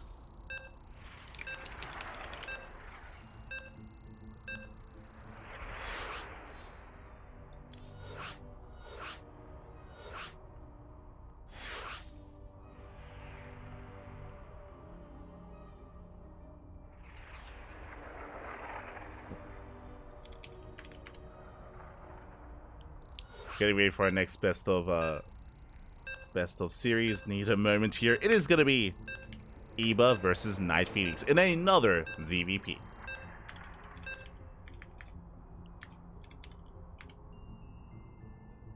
we go. And I did notice that I didn't open predictions, so I do apologize. But predictions will now be open. You can place your bets on who you think will be our next King of the Hill. Will the current king reign strong, or will we have another? Let's go.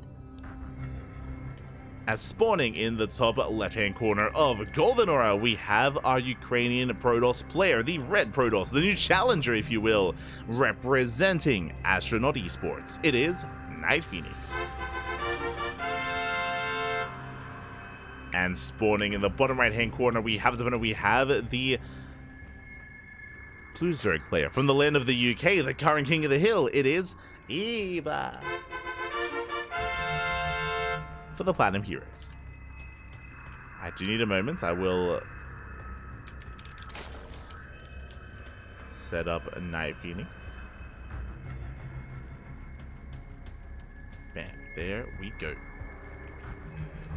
Oh, hello, Mr. Drone. It's going to be a short one, as the drone does skirt around the edge of the map. Okay, it's going to be hatch first, though. It's going to be a hatch first opener from Eba, but we are going for a proxy hatch across the map. Oh, the spray has been thrown down. Eba, you're an animal. And the goal here is to block. Now, this is not for an all-in. It is ideally for a hatch block at the natural. Let's go. Out the front! We deny! Oh my god. Whew. Okay. The Nexus will not be delayed as the drone got there 1 second too late. The hatch block is denied. NightPhoenix, he's happy. He's happy about this.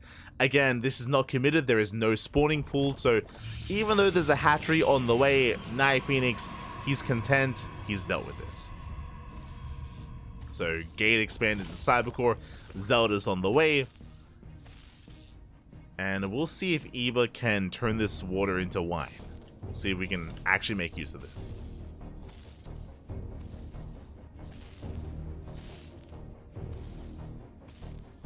Good things it wasn't prediction. I was going to bet on Shameless. It's all good. Aye, aye, aye. Here we go. Zod has arrived. Adept is on the way. I'm going to shut this down.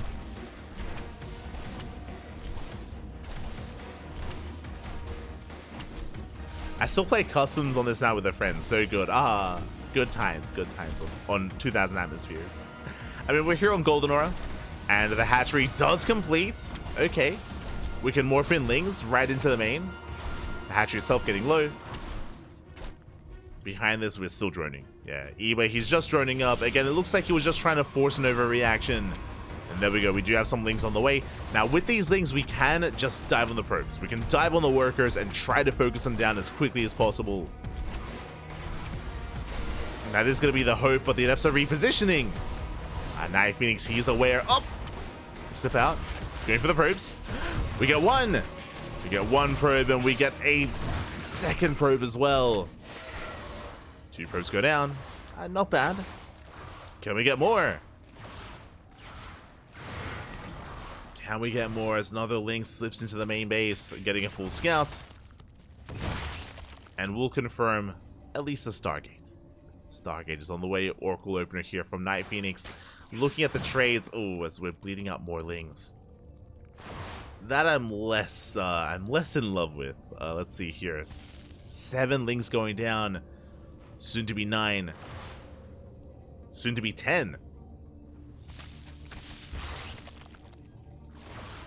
So we're cleaning up whatever's left over. Going for another probe. And there it is. That's 10 Lings. That is a full hatchery as well for 2 probes. Oof. Again, not the best trades. Meanwhile, the Adepts, they get across the map. They get 2 more drone kills. They recall back home. The Adepts, they survive. And Eva has had a rough start. Still has potential. Moving out with his Lings. Meanwhile, that is a fast Twilight Council. As a Twilight Council, as the 3rd base did just begin. Are we feeling Glaive Adepts again? It's possible. Could be Glaives here from NightPhoenix. Meanwhile, Lings, they have arrived. They get a full surround. They got 1 Adept so far. But the lack of Forge makes me lean towards Glaive Adepts. Technically, there are some charge all-in builds that this could be leaning towards as well. Late Forge. Okay. So a delayed Forge, that should mean that there is no Glaives. Should mean that we're working towards either charge or blink. There it is. Blink is on the way. So this is a really interesting build out of NightPhoenix. It's very safe. We see this a lot, especially if we think we're being all-in. If the Protoss believes they're being all-in, then going for a fast blink like this is a just really safe way to expand and to be assertive on the map. Meanwhile, Oracles, they do hit the main base and they get 2 drones so far. It's okay damage, but the Oracles, they take a lot of hull damage. So I would say a better position for Eba, only losing 2 drones and dealing this much damage to the Oracles. Meanwhile, Eba going for a safety Roach Warren. Lair is on the way. Eba droning up, but Eba is still recovering. And personally, I'm curious to see how many gateways NightPhoenix throws down. That's a lot of gateways. Remember, fast blink. It's going to be 4 gates in the main, 2 gates in the natural, 6 gates in total so far. And we'll see if we go up to 7 gates and even up to 8 gateways. Keep an eye on NightPhoenix. Well, the Oracles, they went for a bit of a drive-by. 3 extra drone kills. And there it is. Yep. That's what I was looking for. That is the 7th and 8th gateway. So it's going to be a 3 base all-in. 3 base all-in out of NightPhoenix. 8 gates, +1 in Blink. Prism is on the way. Now, this is a bit of a different variation of 8 gate 3 base all-in, as this time we have a Robo.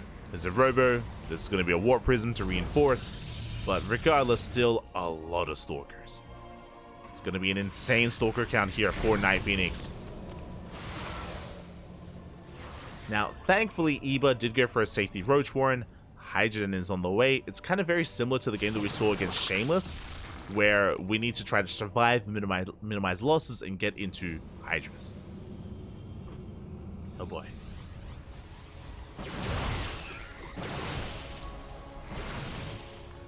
As NightPhoenix is soon going to move out across the map. Depths threatening a shade. And here comes the main push. Remember, no gases. There's no extra gases. There's no 4th base. There's no further tech. There's no Bay. There's no Archons. No Storm. No Colossus. It's just purely Blink Stalker. And +2. Yeah, the Stalkers are revealed. Base is going to go down. The Depths do commit to the shade. We're going to be able to clean them up.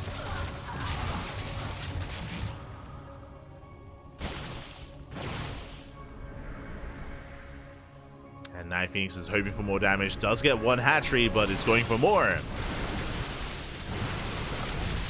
the HiGhDRAs are amassing. They're holding their own. Lings from behind. Very nice setup. But we have to respect the Oracles back at home. +2 is halfway done.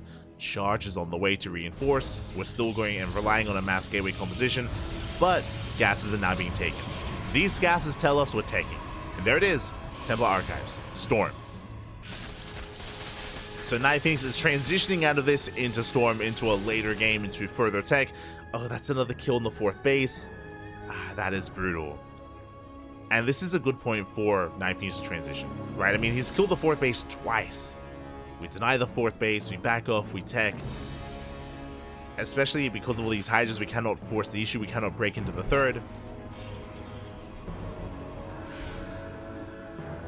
Now, what I will say is that NightPhoenix is vulnerable until Storm finishes. Storm just began.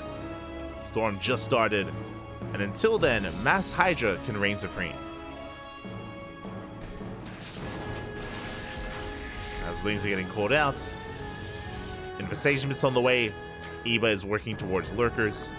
Hive Tech and Lurkers at least. To deny the 4th. Base is denied. They're rotating around. Catching a handful of units here and there. Oh, that's a lot of charge lots. We do come back home though. Eba does spot this. And NightPhoenix buys time but is denied his expansion. 4th base for NightPhoenix is quite delayed. Lurker Den's on the way. Hive is on the way. Oh, the HiGhDRAs are getting caught out. Uh-oh. Expensive losses here for Eba. But the HiGhDRAs going down. Reinforcements have arrived.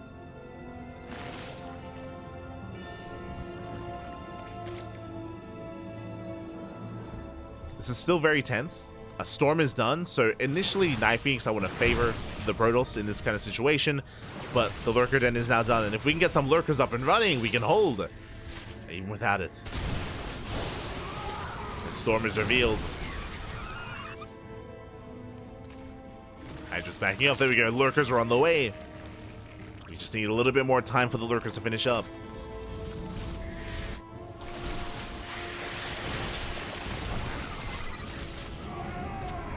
So far, Eba is keeping up with NightPhoenix. Eba is still stuck on 4 bases and could do with a 5th. But has survived. Hive upgrades on the way. Meanwhile, NightPhoenix working towards Sky Toss. 2 more Stargates, Fleet Beacon. Getting ready for the Sky Toss.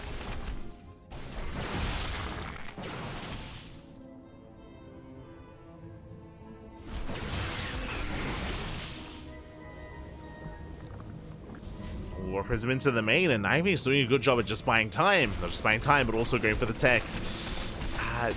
And we're a little bit ambitious going for the infestation, but we shouldn't get it. Yeah, not the best drop here from NightPhoenix. Zelda cleaned up. The face barely does hold on. Nice storm on the HiGhDRAs. Carrier production has begun for NightPhoenix.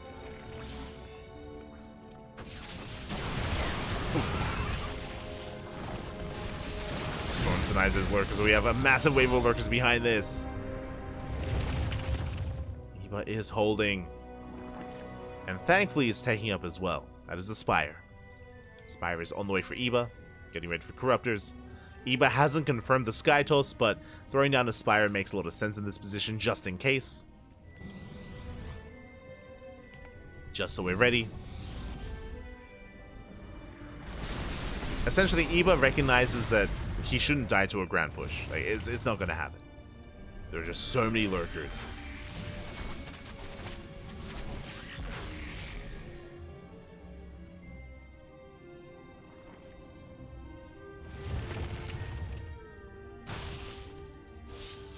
The game is going to slow down. Overseer scattered to the main. Good timing for Eva. We'll be able to confirm what's going on and get eyes on... Oh, even going for the Nidus. Okay, I was going to say scouting the main base. That's another way to scout, I guess. Nidus swarm into the main. Lurkers are getting ready. Yeah, the lurkers are piling in. And we can camp the Stargates. And we're forcing a recall. Lurkers getting in position. Big spine shots going off. Decent storm. Yeah, he's going to force back the army. Carriers have arrived. At the same time, the HiGhDRAs that hit the front lines. Storms that hit to defend. NightPhoenix is keeping up. We shut down the Nidus. We force back the HiGhDRAs. And Eva has to get the hell out of here and is working towards Corruptors. Corruptor production has begun. Warp Prism into the main. Eva taking a defensive stance. We have how many lurkers? 13 lurkers. Not bad. The warp into the main base does finish.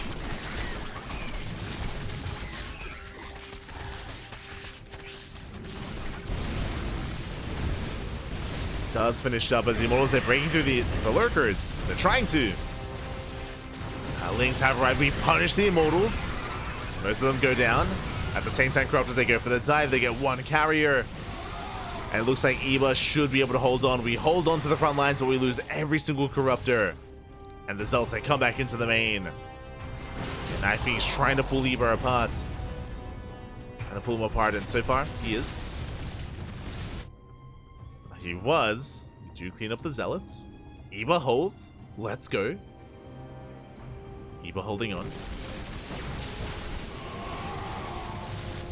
Yeah, there's just not enough Sky Toss, not enough carriers. Only 3. 4th carrier's on the way.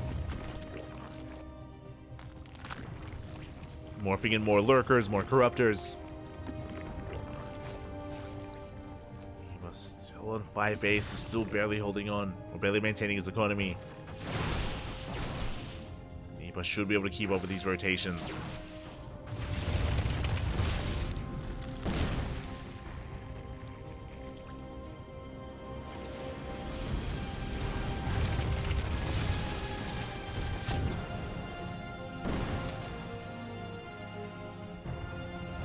Keeping up, Viper is on the way. Oh god.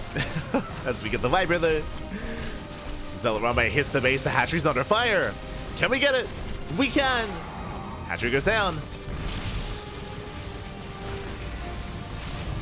Hatchery does fall. We don't have any spells on the Viper. But it's fine. We act like we do. We focus on 3 of the carriers. Oh my god. The Corruptor's getting so much done, and even though we lost the base, Eva, he's able to shut down the main army. Can we deny the 5th?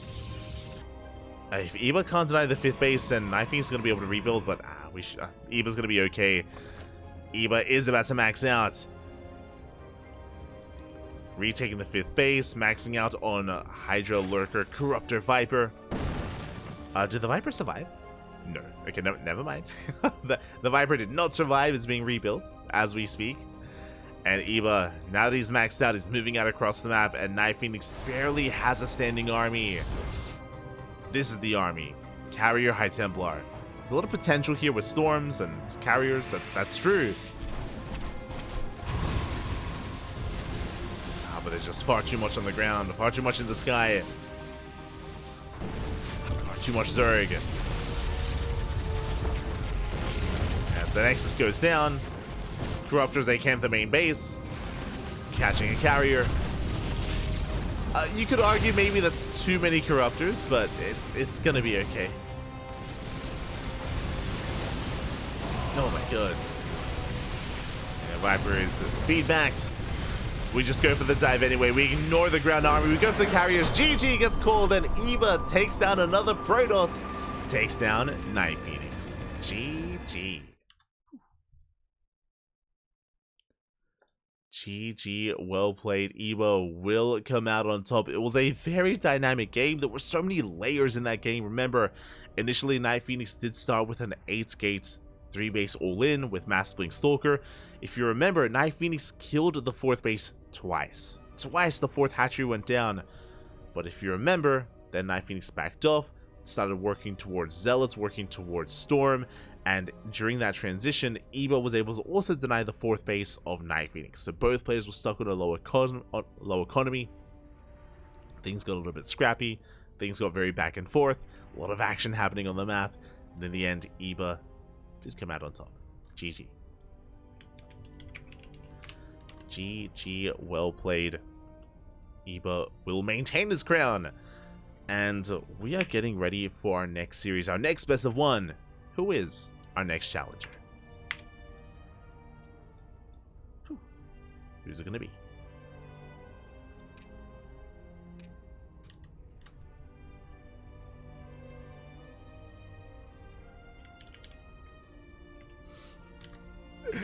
Okay, we have the... My god, we have the answer. Shouldn't be a surprise. There's a reason why we mainly cast PvPs in these events, is because there are so many Protoss players, but at least we're able to experience a bit of a different matchup instead. It's going to be another PvZ. It is going to be one of the many Polish Protoss players.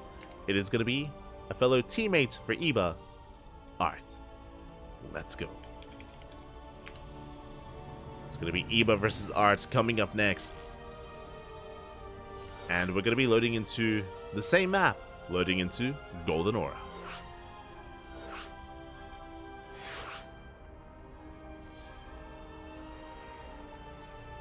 Here we go. Here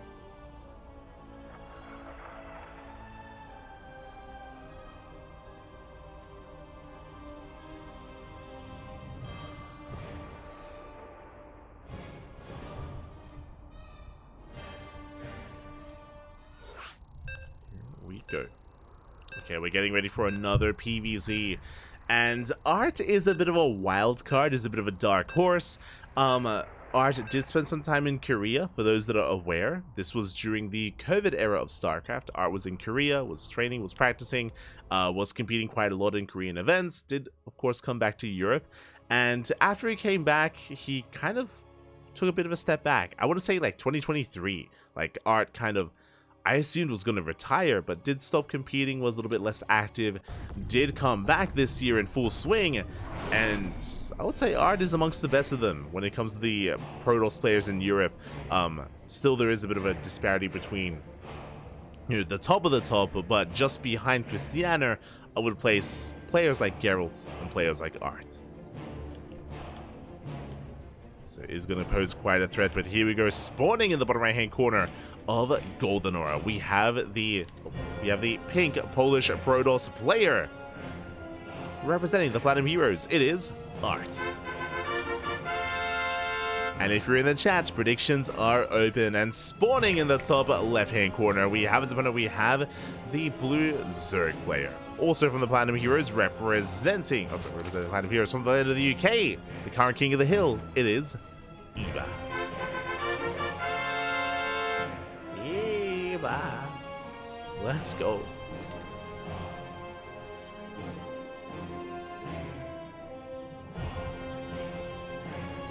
go. Once again, best of one. So one here from between Eba and Art. Eba going for, was it a 15-15? No. Just hatch first. Hatch gas pool standard opener out of Eba. Will be settling in. Likewise, Art going for his own expansion.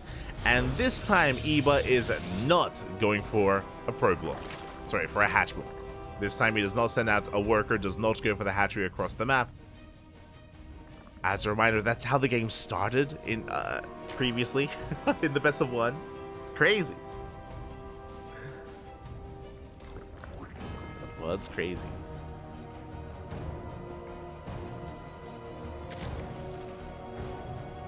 Yeah.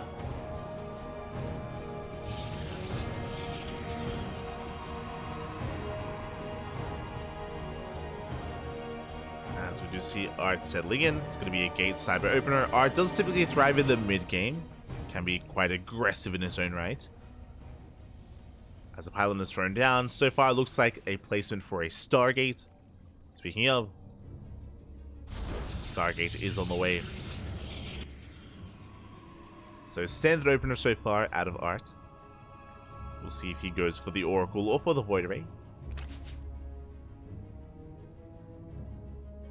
Both are viable.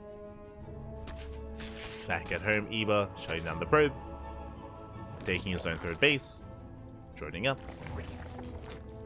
and settling in.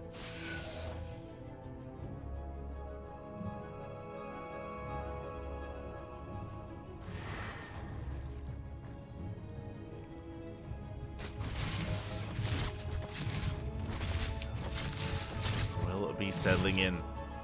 Adept does play forward, does confirm the timing of the third base. Likewise, just does threaten the mineral line. And we have our first unit of choice. It's going to be the Oracle here for Art, not the Void Ray. Going to be an Oracle first, zooming across the map, threatening the main base.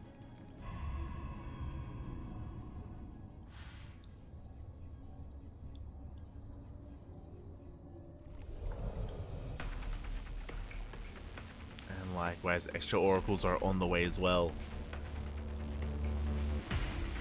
Working towards the second Oracle, into a third. It's something that we actually haven't seen yet today, but we're getting to a standard PvZ. Okay. Triple Oracle into a third. I'm ready for it.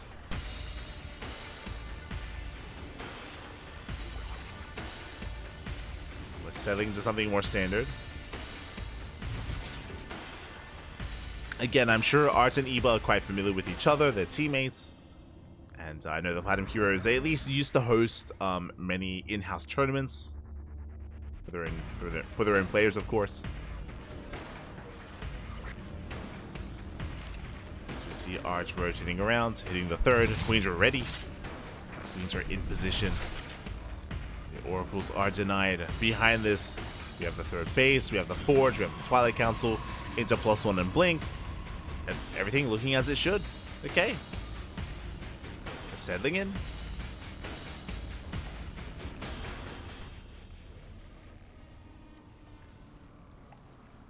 Likewise, Eba going for a safety Roach Warren. It shouldn't be making too many, but has the Roach Warren on the way just in case. Likewise, Lairs in production as well.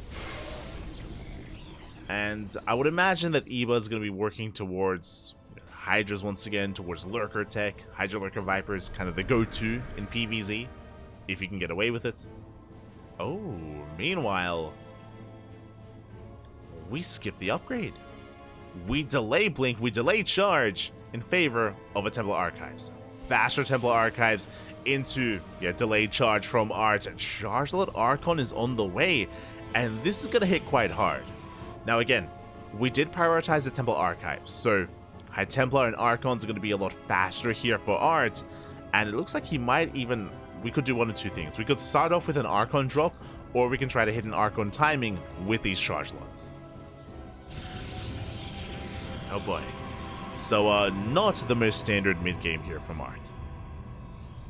A little bit more specialized. And we'll see if he can catch Eba with his pants down.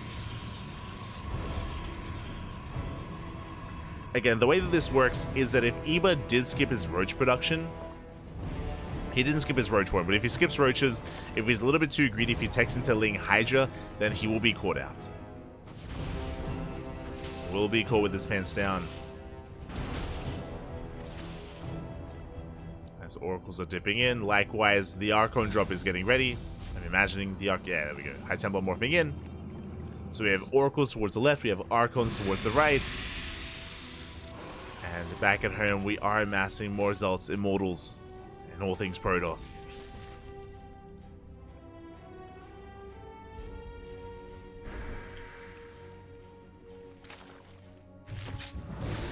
So far, Eva's keeping up. The Prism taking a lot of hit. Oh my god, the Eva gets Eva? The Prism getting low. Do supply block Eva. At the same time, Stasis Trap towards the left-hand side. Eva is holding. Ooh, we cashed the Archons. A bit of miscontrol there out of Art. He left all the Archons back home, or back across the map. Left him behind, back. And that is an expensive loss. Throwing an Archon away, it's quite a hefty loss here for Art. Back at home, building up more Immortals. Getting into a fourth. Likewise, Eva taking into his final form into Lunkers. Let's go.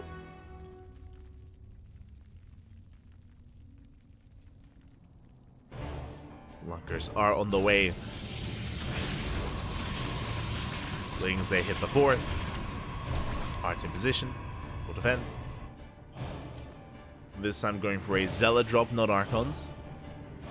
A bit less expensive, but is spotted by the Overlord. He was in position. We have the Queens.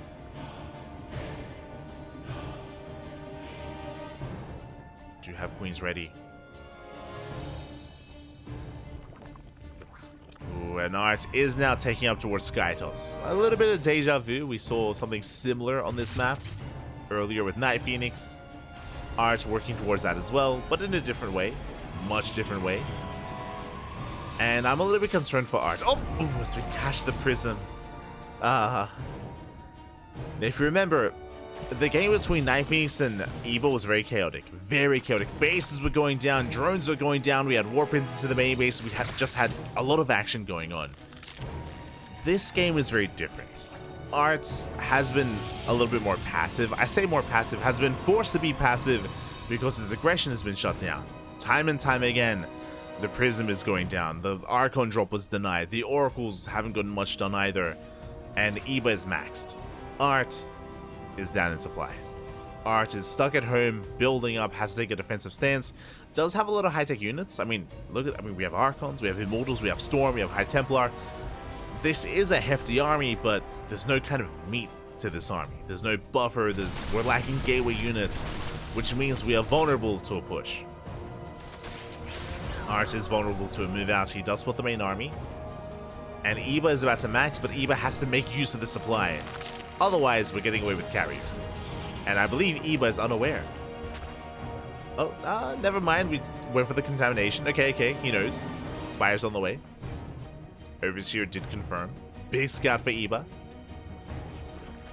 But ideally, Eva does want to trade and make room for Corruptors.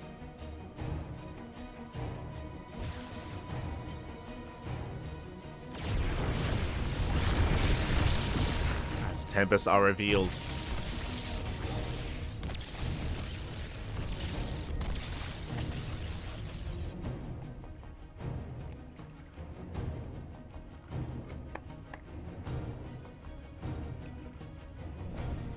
Tempest is going to be revealed. Laying HiGhDrA moving out. War Prism towards the main. And Art will take a new base. Is taking a fifth. This fifth base looking quite vulnerable. Eva yet to pull the trigger, waiting for the Corruptors. Corruptors are on the way.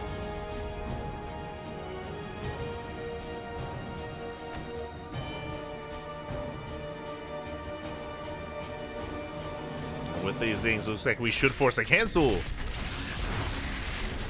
The Lings have arrived and they will not be able to force a cancel. And Cloak activated just in time, and Art will save the base. Very clutch timing with Cloak. If we had waited any longer, would have been brought down. Likewise, Eba taking the gold. Once again, jumping in. And even with the initial cloak, we should force a cancel. Up! There it is. Yeah, we still deny the expansion, only trading Lings. Meanwhile, more Corruptor upgrades are on the way. And all Eba has to do is deny the 5th. Delay and deny the 5th base for as long as he can. Refining his own Skyzerg army.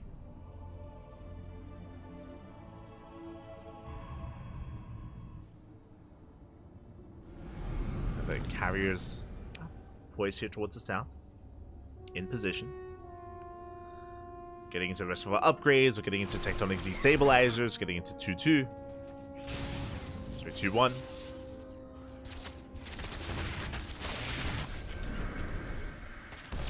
Oh. Tempted to jump on those carriers. Tempted. Doesn't commit. We don't have the Corruptor count really go for a dive. Viper's on the way. We're throwing away HiGhDRAs. We're freeing up supply. 7 more Corruptors in production. Ooh, and a Zealot drop into the main.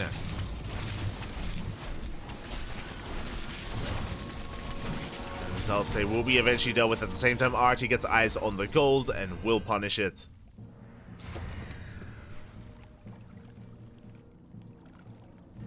We'll attempt to at least. The Corruptors are coming from behind. Oh, they get a carrier. Not bad. One carrier goes down. Archon as well. There's a storm. Oh, we commit. We go for the dive. No more Archon. We're going to clean up every single Skytoss unit. The carriers, the Tempest. Yeah, massive catch for Eba. And we're not going to get out of here. We're going to try to go for the recall. And we do escape with 3 Immortals and 1 High Templar. We lose everything else. Now, Art did kill the base and did get the mineral line. True. Did get some damage done. But that was a much better fight for Eba. At the same time, Zealot run by will get a hatchery. Okay. 2 bases. Yeah, 2 bases going down. Not bad. Art is fighting back. Did force the army to retreat. And that War Prism is still does pose a threat. It's how the Zealots are able to sneak up on that hatchery. The scary thing, though, is the main army. This is what we have left. The Immortals that recalled and some fresh High Templar. We have 3 carriers coming in, 3 more behind this. The Skytoss has to build up from scratch.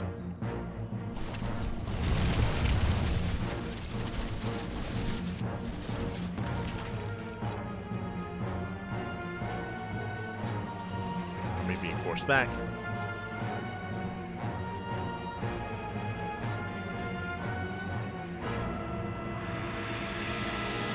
Art's still recovering, and Eba continues to tech. We have an Ultra Cavern, we have up 2 upgrades on the way for the Skyzerg, or Flyer Attack upgrades on the way for Eba. Greater Spire as well, getting ready for a Broodlord transition.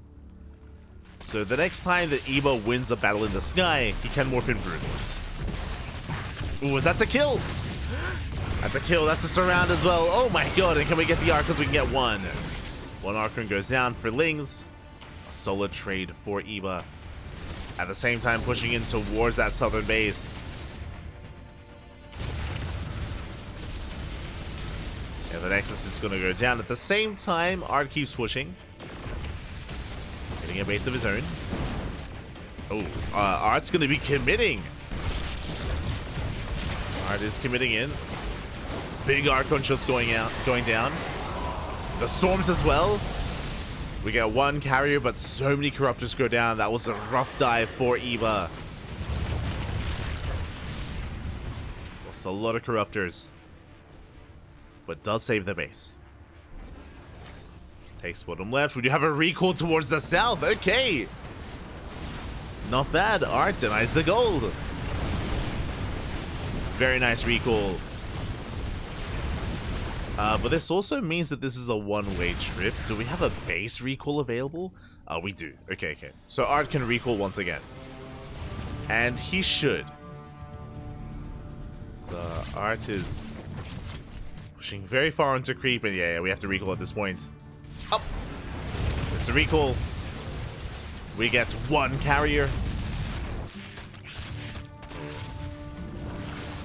One carrier goes down, but at the same time, we once again get another kill.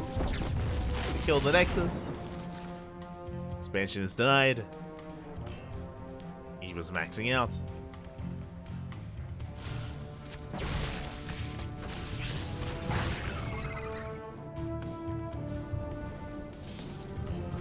It's still looking in control.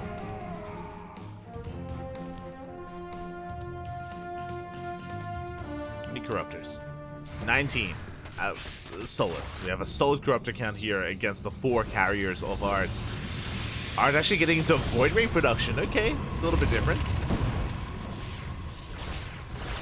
As the main army is going to be... We just ignore it. We just avoid it. Eva does bypass the main army, getting to the mineral lines. Ultras, they wreak havoc here on those probes. And Art is stuck in his fresh mining base, trying to find a way in. Ultra's still going ham, going to the base itself.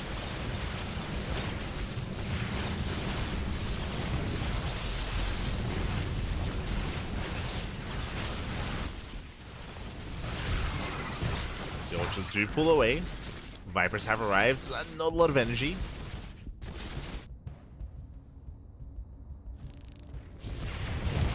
We got 10 minutes to gain ground.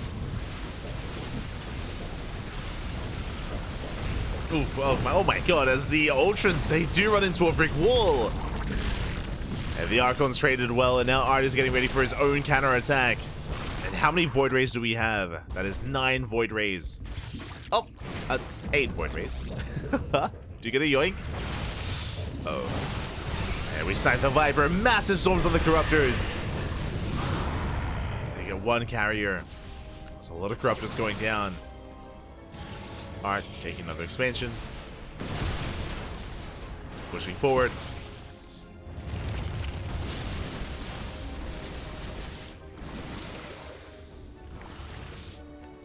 Ling Rambai is going to help, but we do have some side defense. Cannons will buy time. Corruptors once again. Oh, they get 1 more carrier.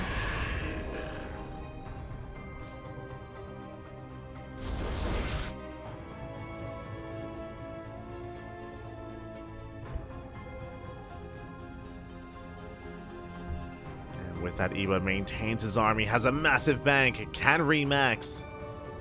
Eva has been denied these fringe expansions, that is true, but has been trading quite well nonetheless.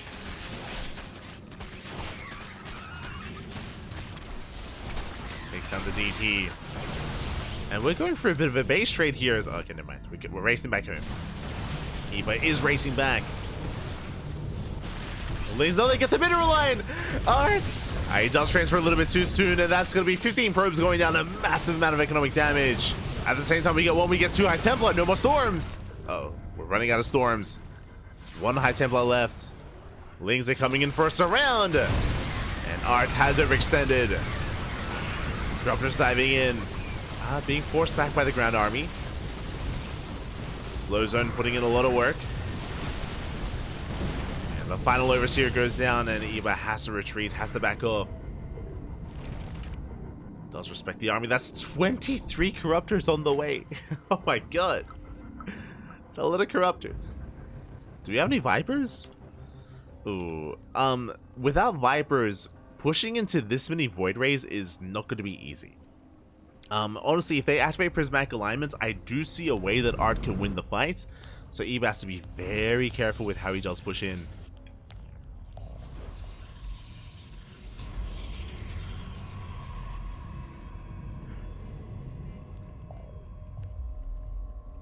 Have to be careful.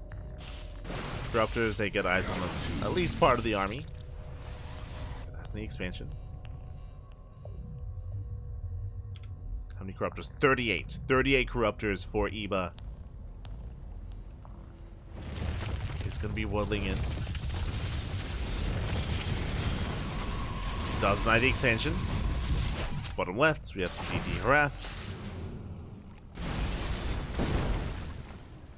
Does punish the ground army.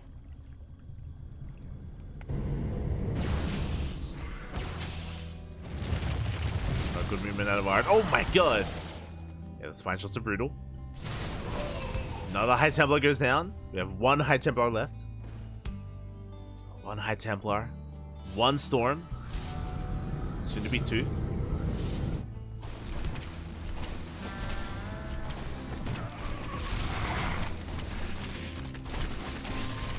As Zealot Runby does get into the mineral line, likewise Corruptors, they try to punish.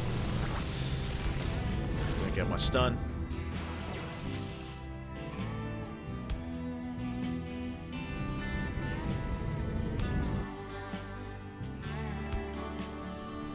But does bleed out 9 drones. Oh, did I say 9? 13. Oh my god. This one DT. The Hero Dark Templar. And Lurkers have to respond. Once again, another Zealot Runby towards the south, but there are a handful of Lurkers to defend, thankfully. Eva is ready. 3-3 is on the way. Arch attempting to re-expand once again.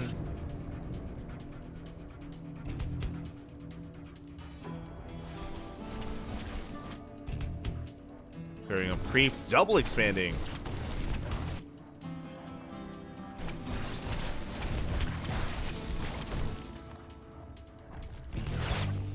But the Ultras have arrived. They should deny the expansion. I still do think that Ark can win a fight, but leaves out another Void Ray. Nice Parabomb. Yoink as well. Dragging the Archon into the Lurkers. Nice damage.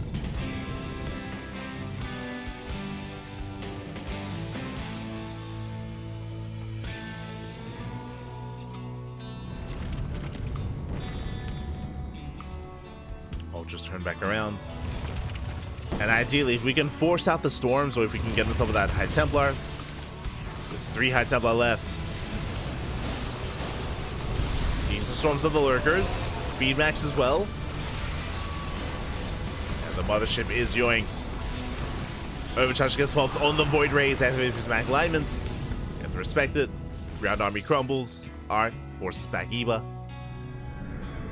And we have 11 Ultras on the way. Oh my god. It's a lot of Ultras.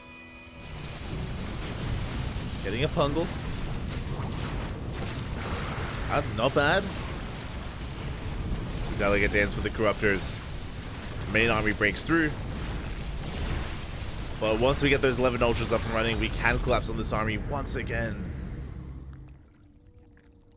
Assuming we push out.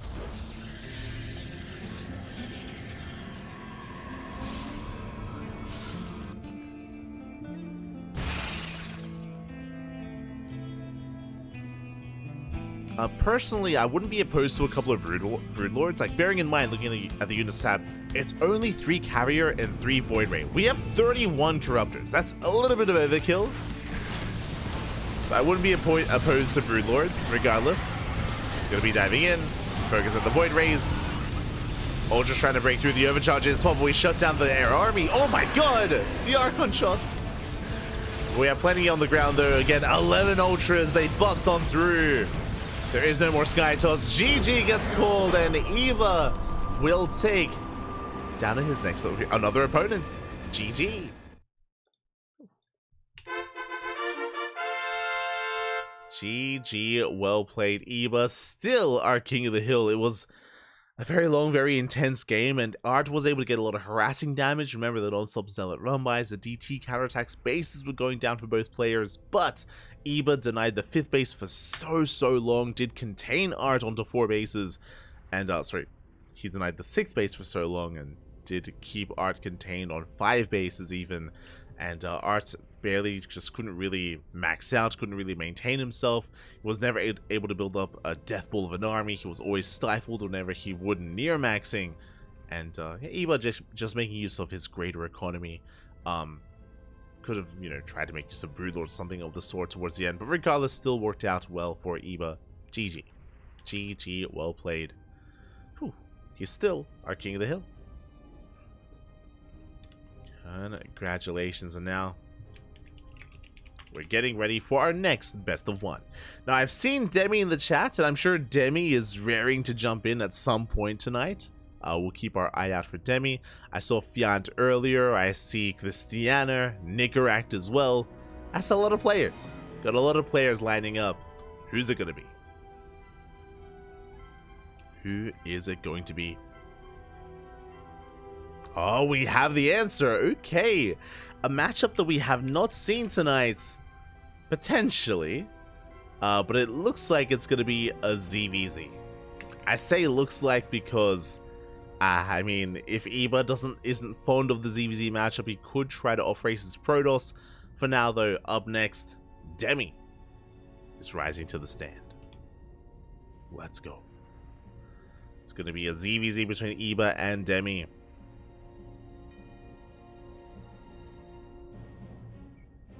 And another map that I miss. Okay, so we get the trifecta. For those that are curious, 3 maps have been added to the map pool, voted by the players. Eternal Empire, we already saw today. We had 2,000 Atmospheres, another map that we have seen earlier today as well. And we have Cosmic Sapphire. Here we go.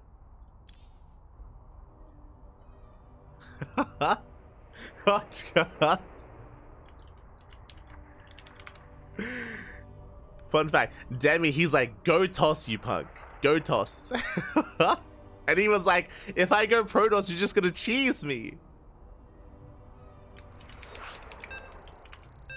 I'm like, cheese him.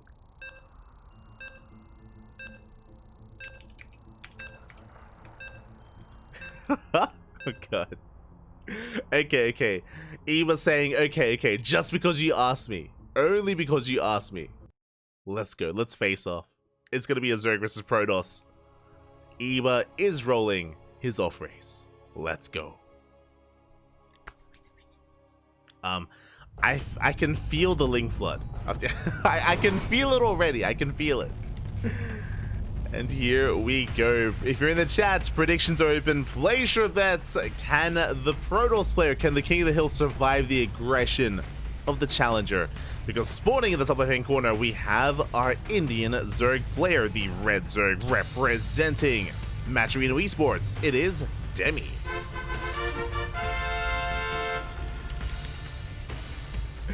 And spawning in the bottom right-hand corner, we have his opponent. We have the blue Protoss player from the land of the UK representing the Platinum Heroes. It is Eba.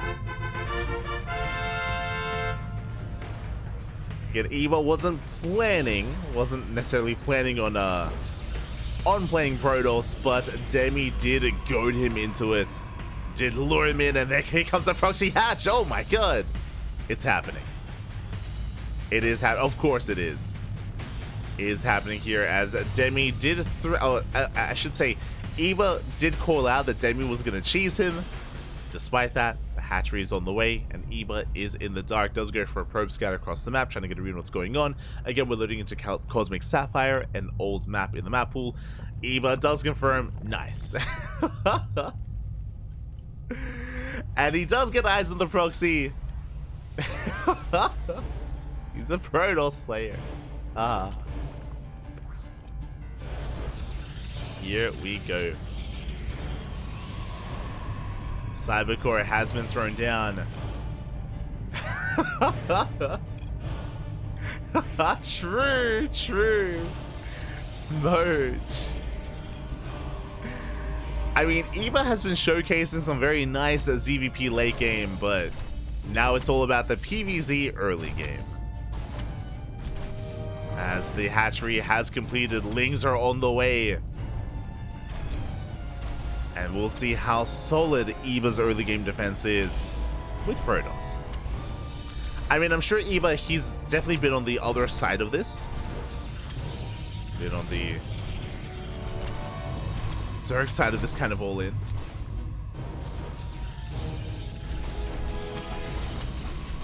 And here we go, Lings have arrived. They're going to be chipping away at the wall. Likewise, avoiding the Zealots for the time being. More Lings are on the way. Link speed as well. And the goal should be to surround these zealots, even surround the stalker. Up. Now, what's interesting here is that there's no spines. No spine coolers for Demi. Hatchery taking a lot of hits. More links flooding in. Demi expanding back at home. Is going for the expansion. Is droning. Eva likewise setting up a proxy across the map, going out with the probe. It's moving out. Link speed has yet to kick in. And Eva holds. Honestly, Eva, we have a shield button, we have an overcharge. Eva is holding on to the natural. And again, this probe across the map has potential to throw down a proxy. Scout does confirm that Demi's droning. So big scout for Eva. Is aware.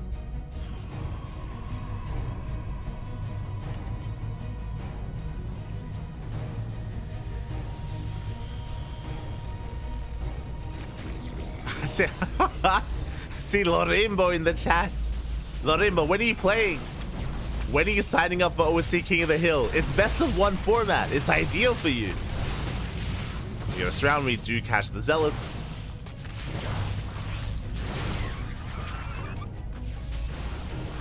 So. As the hatchery is going to be shut down. We do at least have some active tumors. Again, back at home, Demi's droning, taking a third base.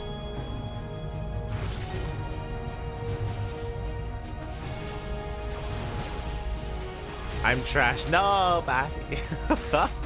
You're too harsh on yourself, Lorimbo. You're too harsh. Ah, you're beautiful. We need more Zerg players.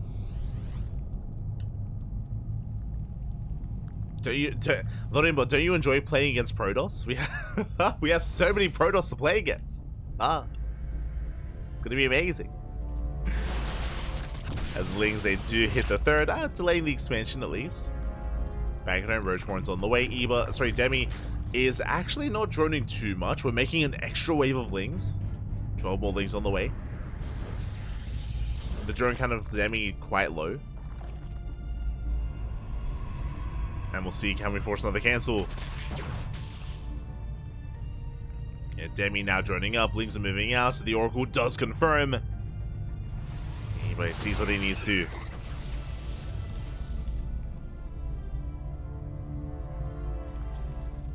Does spot the Lings massing up.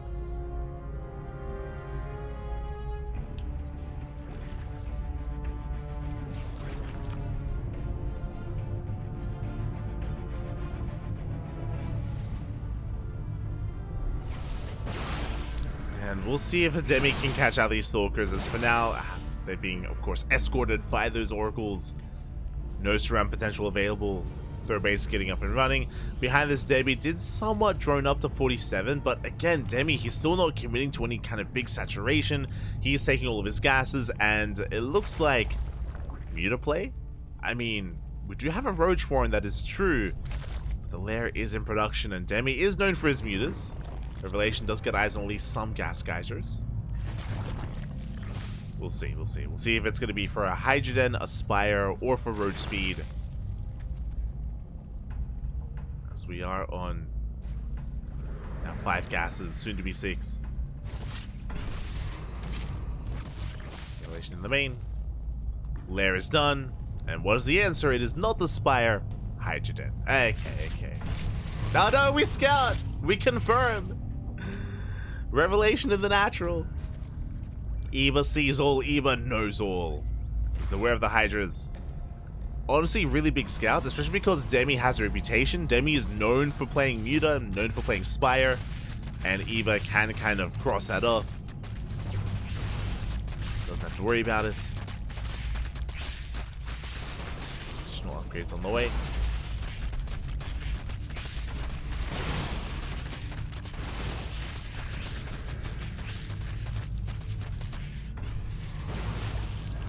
Clearing up as much creep as he can at the same time. Lings, oh, they do not get into the third. HiGhDRAs are amassing.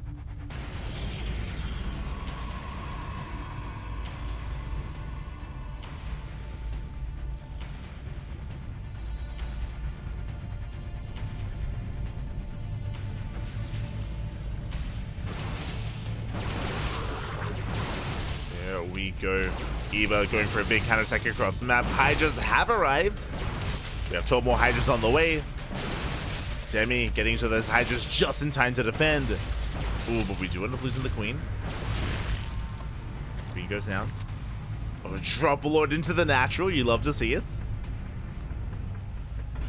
Demi being spicy. Trying to keep up with the Hydras. Lings are dropped into the natural. But we do have 2 shield batteries. And we should be okay. Lings, they go into the main instead. Oh. They rush into the main base. They force a recall back home. Getting 2 probe kills.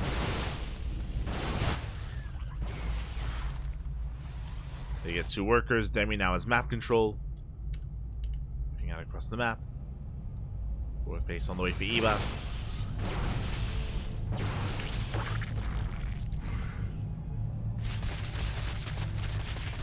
And Demi, do we go for the 4th or do we just go for the main fight? I mean, that is 21 Hydras. It's a lot of Hydras for Demi. So they do trickle in. Nice concave here with the Hydras, getting on top of the Stalkers. We have more Zelts on the way. We have a Colossus in production, but we need a little bit more time. And we're getting on top of the Hydras. Brutal losses here for Demi. Just doesn't have enough. The Hydras are getting picked off, and we're just trying to buy time for the Colossus. So Colossus is seconds away. And because of that kind of position, because of the aggression of Demi here outside of the natural, he does not deny the expansion. The 4th base is getting up.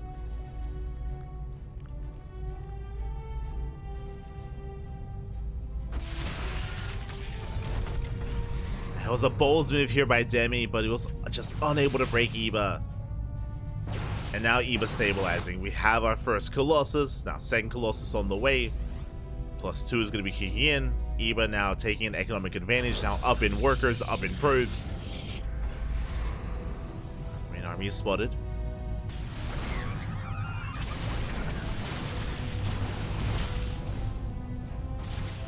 Oh.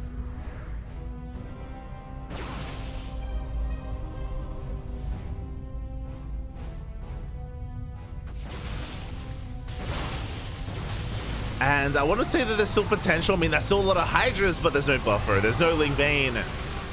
Zealots, they do well getting on top of those Hydras. Colossus raining down Hellfire as well. The Colossus looking a bit exposed. Oh, can we get one? No. No. we're not going to get the Colossus. Lings, they try to trickle in. But we do have shield batteries. We have an overcharge as well. And Eva completely shuts us down. I'm afraid to look, but that was how many Hydras going down? 49. 50 Hydras fall. Ay, ay, ay. And we're gonna lose even more as the Hydras, they just melt before the Colossus. It's one of those things. I saw Lorimbo in the chat. He's like, I've been in this position. I think I'm gonna cook. And then that moment like sets in when you realize you have all these Hydras and then you realize that they're Hydras. It's like, what have I done? Not like this. Lurker dens on the way, but we're not going to get into lurkers, not anytime soon. Not like this. As Eva's breaking out, I mean, we still have concave potential, true. Eva still has to be careful. Doesn't have much to protect those Colossus. But there's also not much for the Zerg. There's not much for Demi. GG gets called, and Eva will take another game. GG. Whew. With Protoss. Let's go. Eva, he's doing it with Zerg. He's doing it with Protoss as well. GG. Eva is still our king of the hill, and Demi does bow out. Had an interesting opener. Demi going for the proxy hatch. Likewise going for the initial earlier pool timing. Moving out with Lings. Wasn't able to do much with the opener. Did try to transition into the mid game into Ling HiGhDrA. We saw some decent engagements early on out of Demi. He was able to go for the Ling drop into the main, able to buy time. But if you remember, Demi made a choice. It was either push in between the natural and the 3rd, or deny the 4th. Demi went for the kill. He was going for like a mass HiGhDrA, essentially all in really, because there was no other tech behind it. And as we saw, the 2nd Colossus arrive just in time. A nice kiting there from Eva. Was able to maintain himself, was able to shut Demi down. GG, well played. With that, Eba does take another challenger down. And now we're getting ready for our next series. We're getting ready for our next matchup. Okay, it's gonna be a Zerg versus Terran. It is going to be... It is gonna be Eba versus Nicoract. Let's go. You can hear the beeps. We have our lobby, we have our map. We're loading in for the first time tonight onto Crimson Court. Oh boy. Now this is going to be a rematch. We have seen these two face off many a time, many a week in Sparkling Tuna Cup on this channel. Now they're facing off once again. And spawning in at the bottom left-hand corner of Crimson Court, we have our red Terran player representing the Platinum Heroes as they are teammates. It is Nicoract. Our most recent ESL America's champion. And spawning in the top right-hand corner, we have his opponent. We have the blue Zerg player. Now rolling his main race is the blue Zerg representing the Platinum Heroes, the current king of the hill. It is Eba. We go. And Nicoract has been on fire as of late. If you've been tuning into online events and online tournaments, you'd be familiar with Nicoract winning the most recent Sparkling Tuna Cup that led into Nicoract popping off in WTL, which led into Nicoract popping off in ESL Open Cup Americas. Again, as Nicoract is our most recent champion for the ESL Open Cup, likewise for STC as well. And we'll see how Nicoract performs here in OSC King of the Hill. Honestly, I would favor Nicoract in a full series. He did bring Eba down previously, but it's a best of one, so it's that much harder to call. Is that much harder? We do see Eba going for Hatch Gas Pool, standard opener out of our Zerg player. And Nicoract is known for aggression. He's not the most standard of players in this matchup. We've seen Nicoract go to Port BC. We've seen him go for this just kind of like heavy aggressive bio style in the mid game as well. Nicoract can be very much so in your face and can be hard to read. We'll see if Eba can keep up. For now, racks expand. We have seen Nicoract time and time again go for 2 racks Reaper, but not this time. Not here on Crimson Court.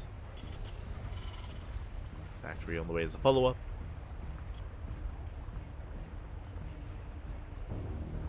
Reaper moving out. And will threaten the natural. Going for the drones. Up! Quick spore there from Eba. Does save the first drone and up. Ooh, does not save the second. Yeah, late spore from Eba. A little bit greedy, a little bit risky, and he is punished. And a nice start from Nicoract. Does force 2 spores, does get a kill on 1 drone, and delays the 3rd base. Again, no 3rd base from Eba. He's stuck and contained onto 2 bases. So again, a very nice start. Meanwhile, Lings get across the map. They do threaten the CC, and they get 1 SCV kill, but just the 1. Command Center will finish. And Nicoract so far has had a solid start. Oop. Denied entry into the natural. 2 base layer. Oh my god. Okay. Eba. Let's go. I mean, we're stuck on 2 bases. That is going to be a sub 3. That was what, a 3 minutes 15 lair timing. Just a very early lair here from Eba. Roach Warren has been thrown down. And we'll see how Eba does approach this. We'll see if he goes for a straight up 2 base all in, or if he just goes for a bit of a safety roach opener into a 3rd base later. So a delayed 3rd. Meanwhile, Nicoract going for a 1-1-1. Banshee production has begun. If this is a committed roach move out, then Banshees are going to be ready for this. And Eba's droning. For now, at least, Eba is droning up.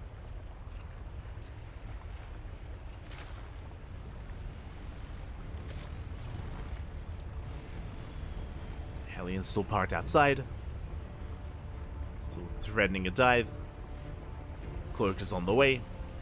Again, Banshees are typically ideal against Roach-based openers. If the Roaches ever move out across the map, the Banshees will punish the Roach Ravager so hard. Can at least punish it. Extra Rax is on the way. It's going to be Bio. Eba is going for Overlord speed. Interesting. But also an Evo Chamber. Seeing Overlord speed makes me want to believe that it's going to be something crazy like a Roach Queen all-in with a German taxi. The Evo Chamber is interesting. It tells us that we're thinking of at least upgrades. And we're droning. Okay. Here come the Jump Lords though. Okay.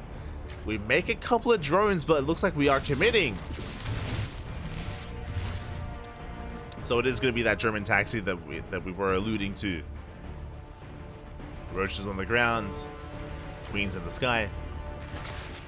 Okay, we're still making a handful of drones here and there. Okay, getting up to 43 drones.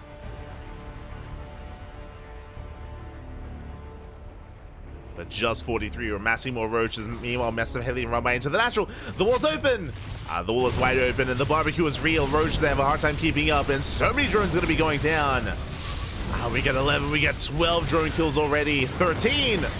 And we're not done. Oh no, we got another volley of 15 drones go down. We cripple the economy, and Eba, he was all in before, but now he's even more committed. We have Banshees. Oh no.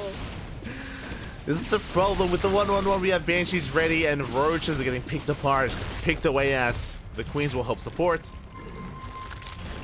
That's the reason why you have the Queens involved in this all-in. They will help.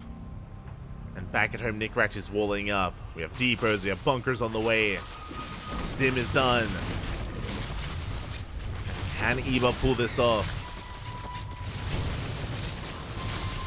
Ravagers have arrived. We get one Banshee kill.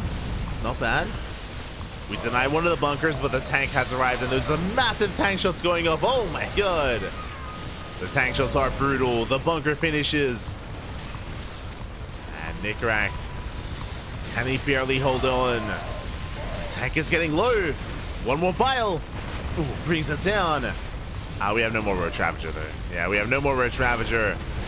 We get the tank, but we have another tank coming out. GG and Nicoract, he will dethrone Eba. And we have a new King of the Hill. GG.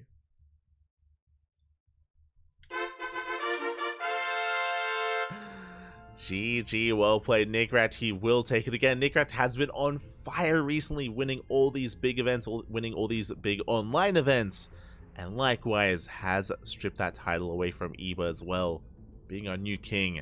And we'll see how long Nicoract can claim that title. Eba, I believe, went on the longest winning streak tonight so far, getting 4 wins in a row. Can Nicoract top that? Oh boy.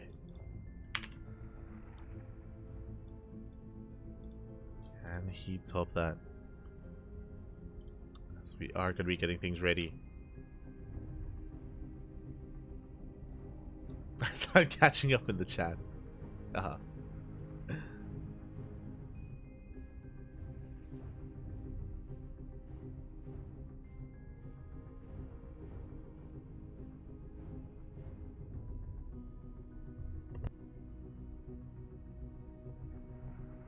Catching up. I see Tortuga in the chat. Bienvenidos, bienvenidos. Oh, it looks like we have our next player. I was catching up. And who is it gonna be? Oh, oh my god. Okay.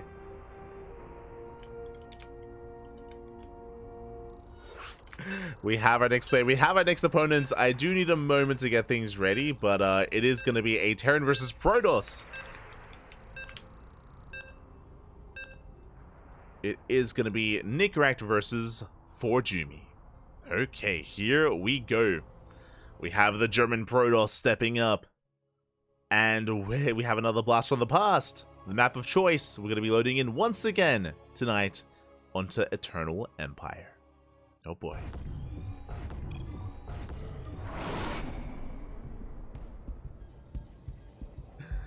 And here we go. Spawning in the top right-hand corner of Eternal Empire, we have our challenger. We have our would-be usurper, the German Protoss player, the green Protoss representing the Platinum Heroes. It is ForJumy.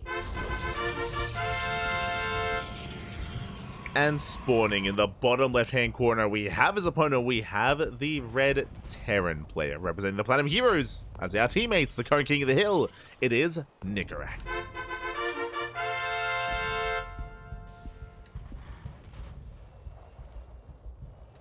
Go. And if you're in the chat, predictions are open. Place your bets on who you think will claim this series. Coming into this, again, Nicoract has been pretty hot. He's been on fire. He's been winning a lot of events, and I would favor him. But again, best of ones. The Gamba is real. The Gamba is very real. So it's hard to call, Bobby. It's hard to call, as ForJumy himself has risen to the plate. Here we go. For now, Eternal Empire is an interesting one. Now, my assumption here, especially as we're loading into a large map, is that ForJumy wants a longer game? Question mark. I'll be honest, whenever I cast ForJumy, it's usually like mid-game. It's like 2-base play, maybe like mid-game aggression.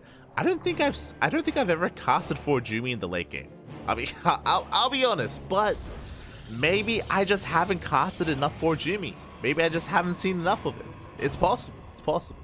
Maybe I just need some more Jumy in my life. So I'm ready. I'm ready for a long one.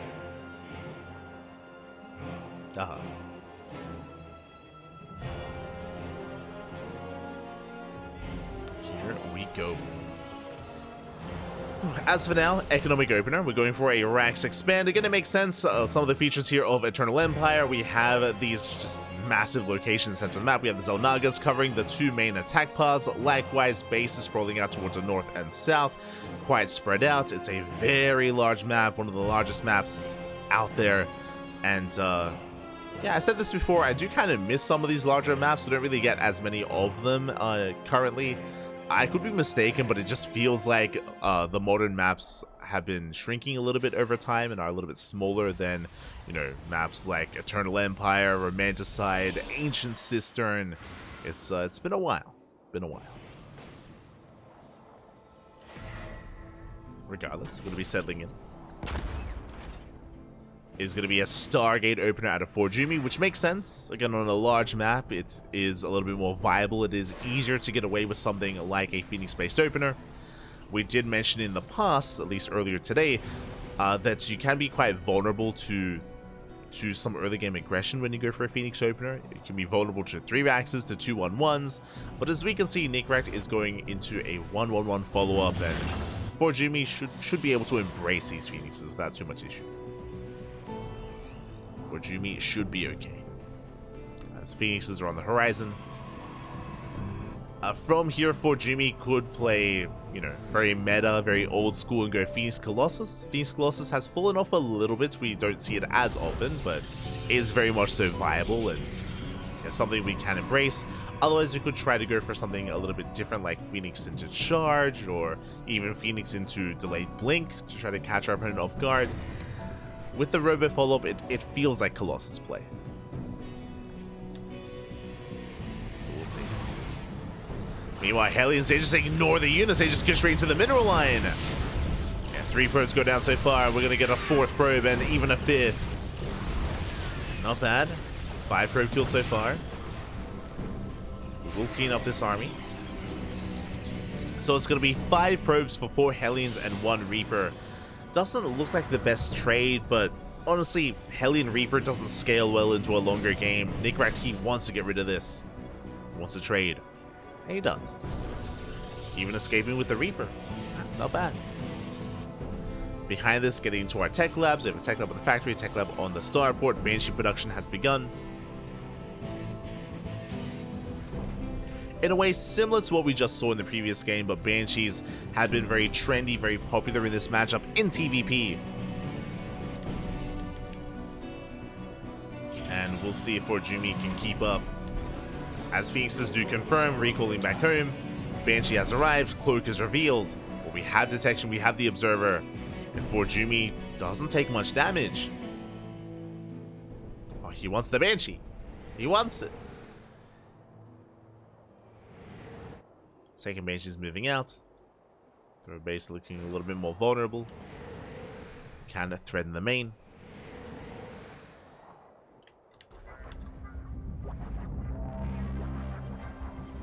Can threaten the main base. As ForJumy, he's waiting for Cloak to run out. Up, and eventually it will. At the same time, Stalkers, they deflect the follow-up Banshee. And the first one does go down. Second doesn't get much damage, and ForJumy is attempting to chase it down.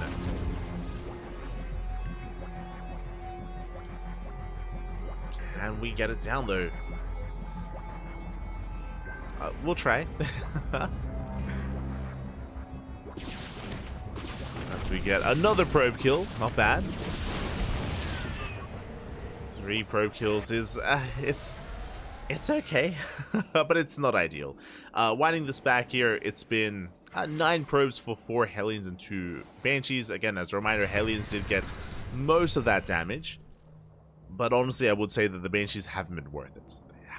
They've at least kind of given Nicoract some breathing room. They forced the Phoenixes to race back home and stay back home. Now we get a full scout. And eyes on the 3-1-1.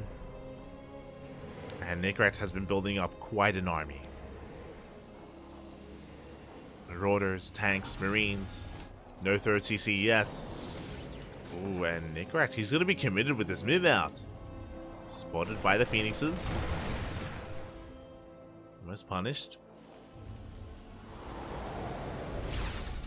Not gonna lie, my eyes are on the boys. But it looks like Nicoract isn't gonna be pulling them. There we go. 3rd CC's on the way. It's not a 2-base all-in. We are expanding. Just a later expansion for Nicoract. Let's push towards the 3rd base, and we have force fields available. Harku kiting. Up. 4 shields are thrown down. 1 Colossus does fall. Ooh, the overcharge a little bit too late. Doesn't save the Colossus. That was so close as well. The Colossus had taken 1 more step where the overcharge was a little bit sooner. We're down the Colossus. And Nicoract is pushing in.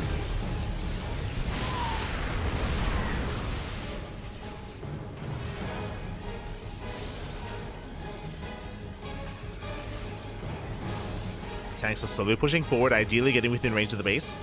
Second Colossus has arrived, 3rd tank likewise as well. And the Marauders, they can tank some Colossus shots. ForJumy setting up a surround. As Eilte coming from behind, Phoenixes likewise, they coming to lift up the tanks. And it looks like ForJumy will clean this up. Gets on top of the Marines. Cleans up the tanks, and will shut this down. Oh no! Oh, 1 more tank shot, and we don't lift! We had the energy! ForJumy a little bit late there to lift up the tanks, and as a result, we lost every single Colossus. That's 3 Colossus going down. Oof. So with that, ForJumy does defend, but that was a hefty loss. That was a brutal trade for ForJumy. That was a brutal trade. Bleeding out 3 Colossus for 3 tanks. Meanwhile, Nicoract getting his 3rd base up and running.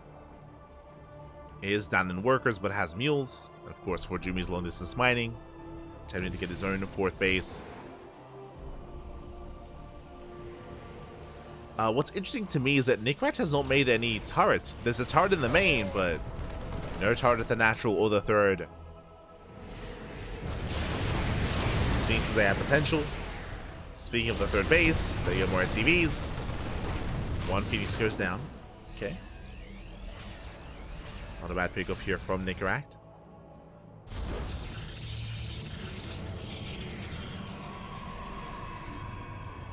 Behind this, calming things down. ForJumy getting his 4th up and running, getting a 5th on the way as well. We're done with Colossus. I mean, we do have a handful of them, but now we're embracing Disruptors. Just 1 Colossus behind it, mass Disruptor.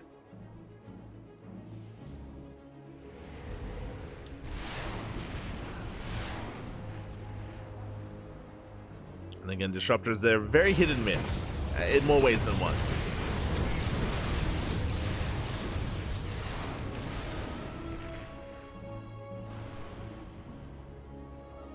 Disruptors, they have a lot of potential to fight back, even though, or even if you're a little bit down in supply.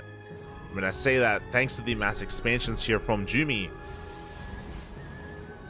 he's able to maintain himself. He's up to 80 probes, 80 workers.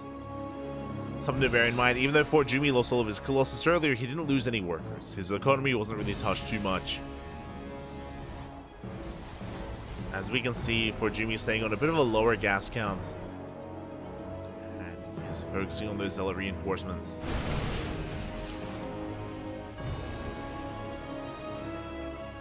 Likewise, Nicoract working on Ghosts, EMP. Ghosts are amassing.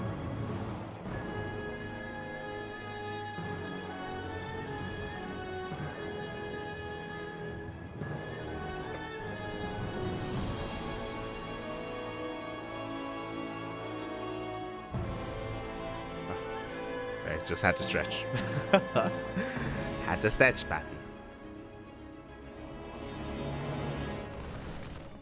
Here we go. ForJumy spotted. Nicoract does have the Zonaga. Oh, but that's 5 disruptors. That's a lot of balls. That's a lot of Novas. As ForJumy has maxed out. Likewise, Nicoract splitting up his army. Oh, you could argue maybe too many Vikings as well. 13 Vikings for 1 Colossus and some Phoenixes. Nova goes up. Late reaction. Ooh, massive connection. Oh my god. Yeah, massive Nova does connect at the same time, and Nicoract going for a big counterattack, forcing a recall. The army does pull back.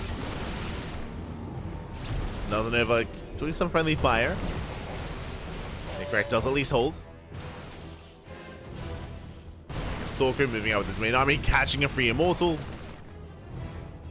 Not bad. But as Nicoract moves out, Zealot does hit the 3rd base. And not much in position to defend. And Nicoract forced to turn around. And SCs are falling. ForJumy playing well here. I'll get some more SCV if we come back too soon. Yeah, 12 SCVs go down. We will clean this up. The damage has been done, and Nicoract's economy is crippled.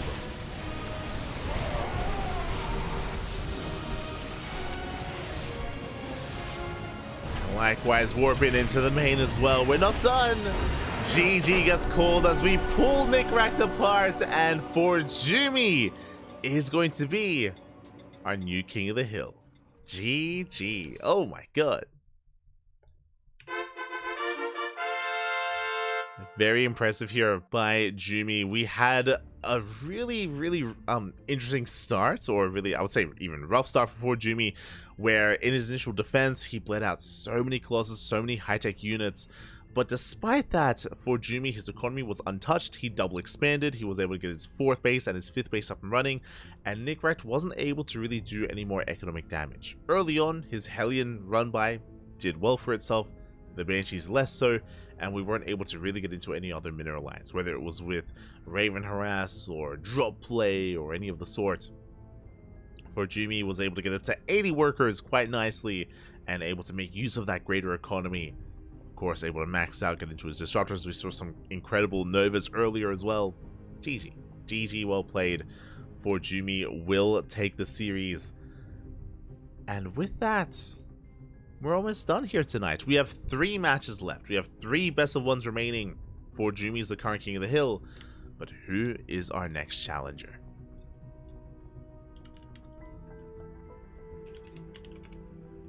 Who is our next challenger here? Oh no, my god! It's a big one.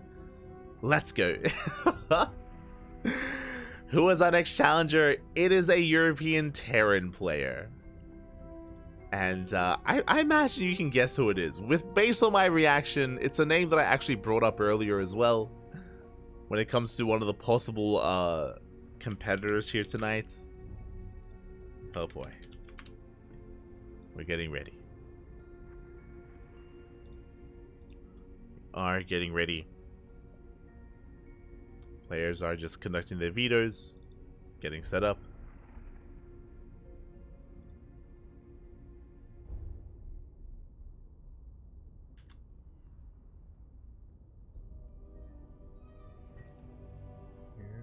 go.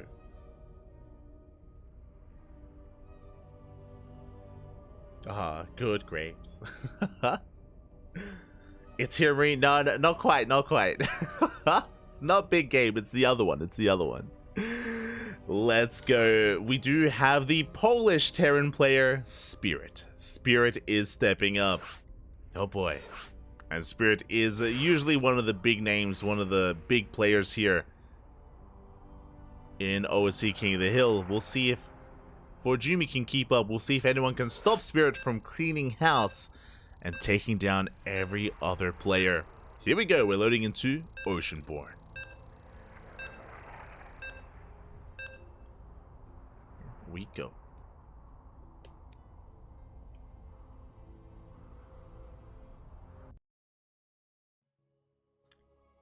So we are jumping in. And again, only 3 best of ones left here in tonight's tournament. Feels like it's been a fast one. I don't know, like there've been some long ZVPs, true, with SkyToss, but feels like it has flown by. But here we go, spawning in the top left-hand corner of Oceanborn. We have our yellow Polish Protoss player. Predictions in the chat are open. Place your bets. Place your best of luck. Predictions are open, but we have our Polish Terran, the yellow Terran representing Na'Vi. It is Spirit.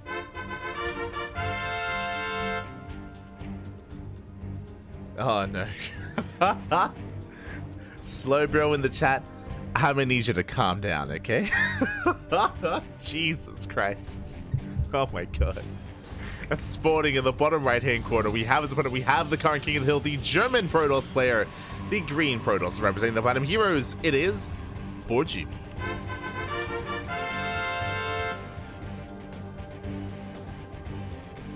Cool to see Piotr. Yes, yes. Piotr is here. Piotr is back.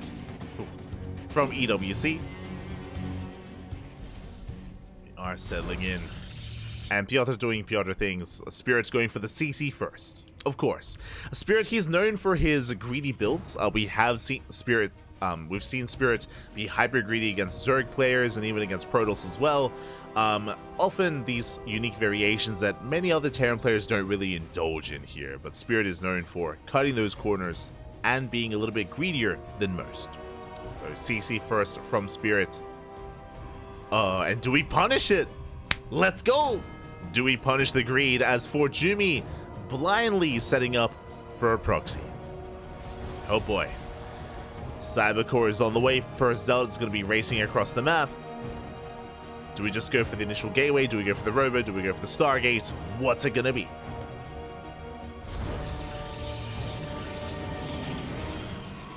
We go. And there it is. Stargate from Jumy. Now, part of me is like, yo, are we going to set up across the map, go proxy Void Ray and go for something like shield batteries? As we can see, ForJumy is racing back home. He does not have a probe on the map to set up any kind of static defense, so it looks like it's just going to be the Oracle with Zealot and Adepts to harass. So an aggressive start from ForJumy, that is true, but this is not all in. It's not going to be the all in.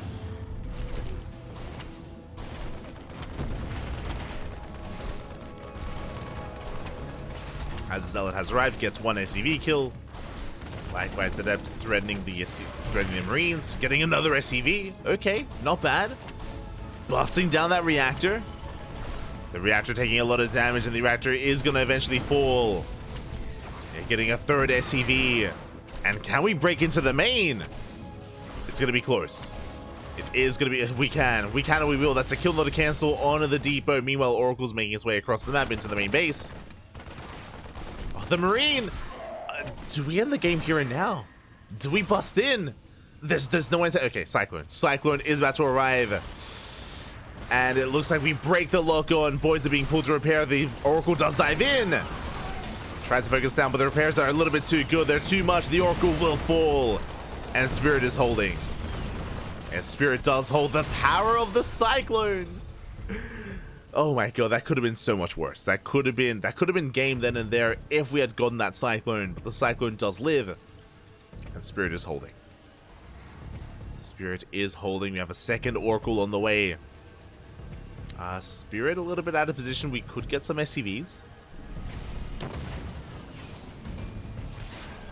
Just the one. One SCV goes down. Behind this, ForJumy expanding, getting his natural up and running, and taking towards a Twilight Council. Question becomes, do we go for Blink or Charge? Neither. There's a third option. Dark Shrine. Okay. I mean, we're still working towards Charge, but it's going to be a DT opener here out of ForJumy, or DT follow-up.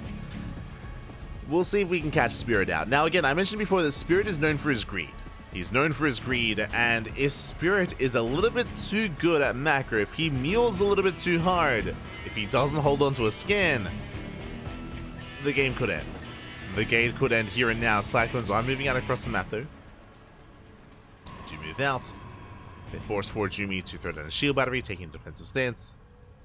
But can we pop off with those DTs? Again, do we mule? He's getting a safety turret. Oh my god. Spirit. He's ready. He knows. The main base is more exposed, true. But the natural is secure with that turret. The proxy is found. Proxy is going to be shut down. And without a Warp Prism, I don't see ForJumy getting much damage. I'll be honest. We have the one Dark Templar. Spirit. With that turret, he should be able to secure not just the natural, but also the ramp leading to the main. Oh. Do you get a stasis off? Okay. We have a bunker, we have a tank, we have Marines. We are so well prepared. And the DT, yeah, it gets denied. Let's get denied. He's forced back. Behind this, working towards Charge. I mean, Charge is now done. Forge, Robo, third base. Scan does reveal the DT.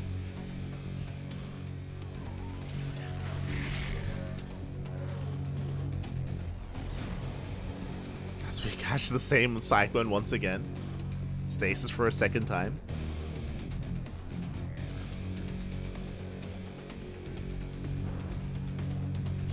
And here comes the move outs. Now the Dark Templar do confirm this. They're going to force out another scan. Third CC's on the way. Spirit is not all in, but this is still a pretty massive push.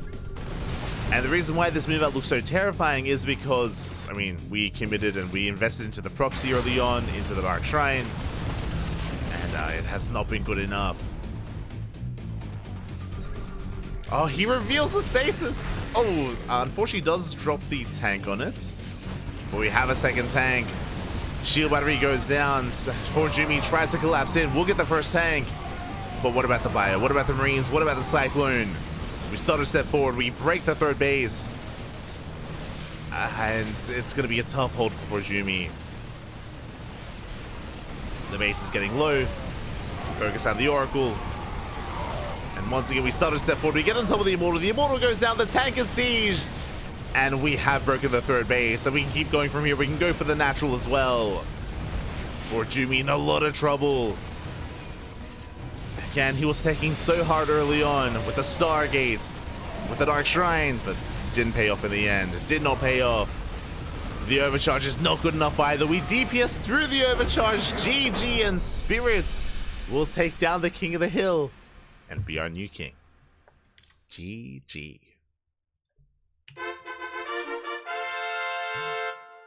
GG, well played. Spirit will take it in. Spirit is a heavy favorite. He is arguably top 2, at least top 3 Terran player in Europe. Is definitely kind of a big name to bring down, and we'll see if anyone can stop him. GG, well played.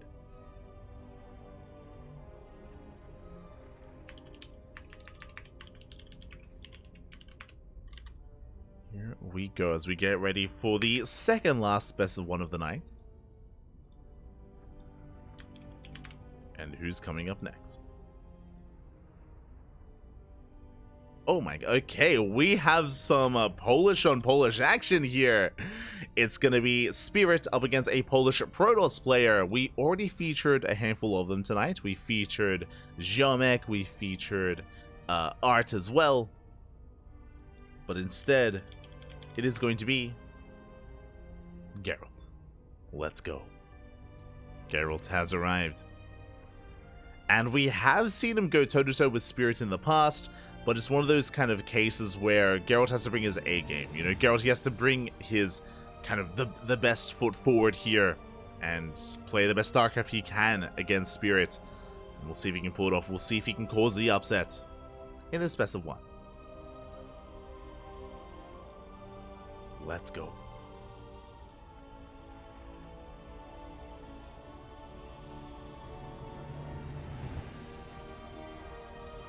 The best part is I noticed it and I thought I corrected it, but nope. You know what? You know what that tells us, Slowbro? That tells us what was in your mind. That that tells us what you were thinking, Papi. You're like, ah, yes, this is correct. Oh no. Oh no. You're an animal.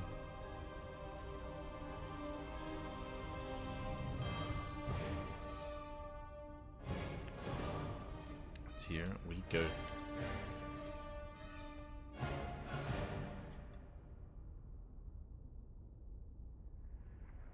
Players are getting ready.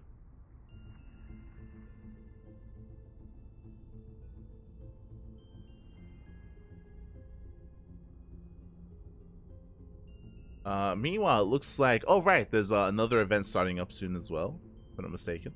Question mark. Is there a big brain bouts today?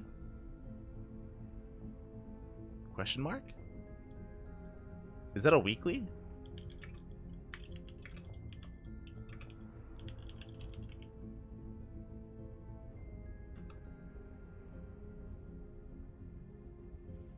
Or is that a bi-weekly? I don't know.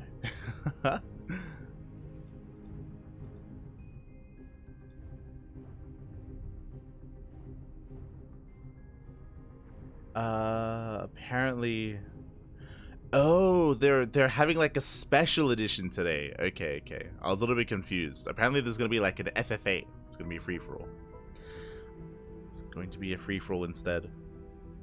That does also mean though that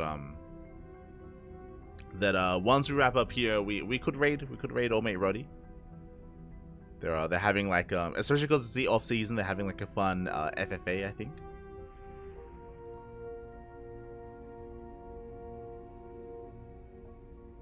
Yeah, FFA, yeah.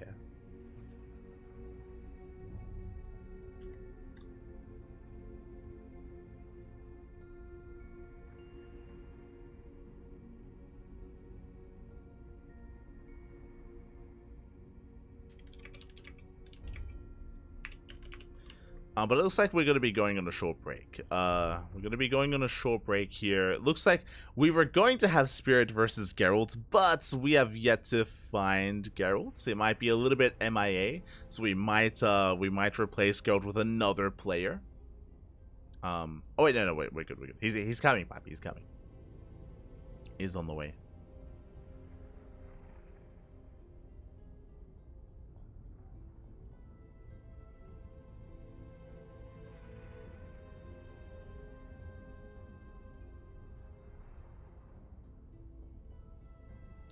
Go.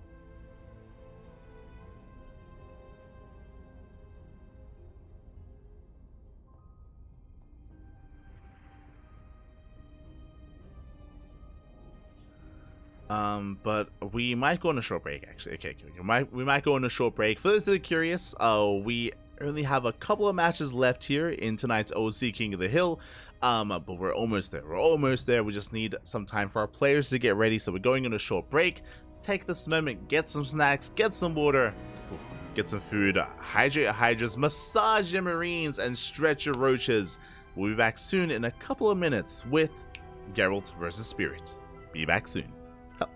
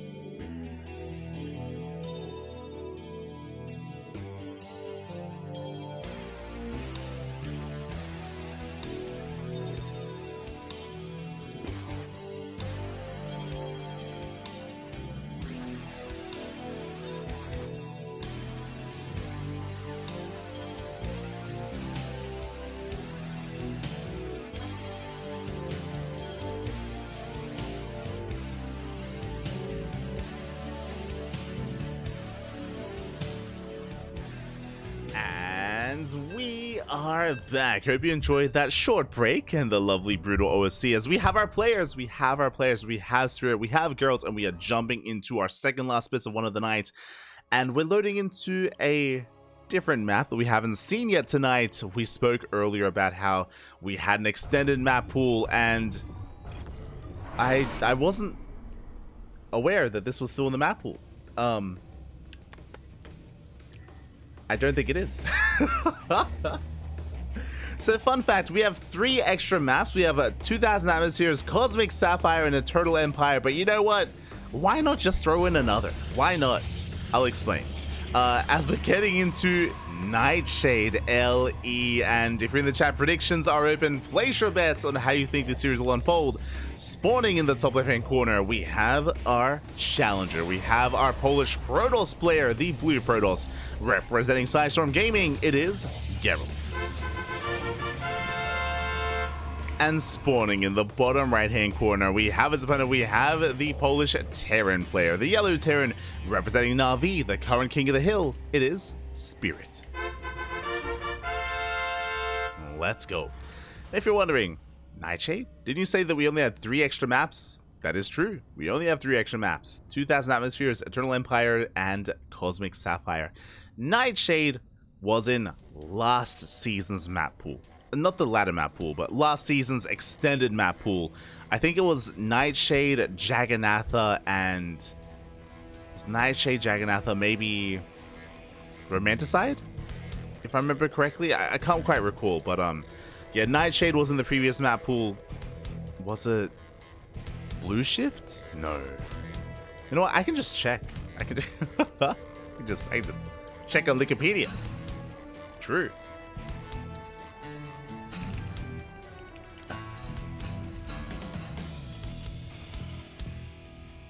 Yeah, the previous extended map pool was Nightshade, Ancient Cistern, and Death Ore. That's it. So Nightshade. So we have accidentally loaded into an older map, but it's fine.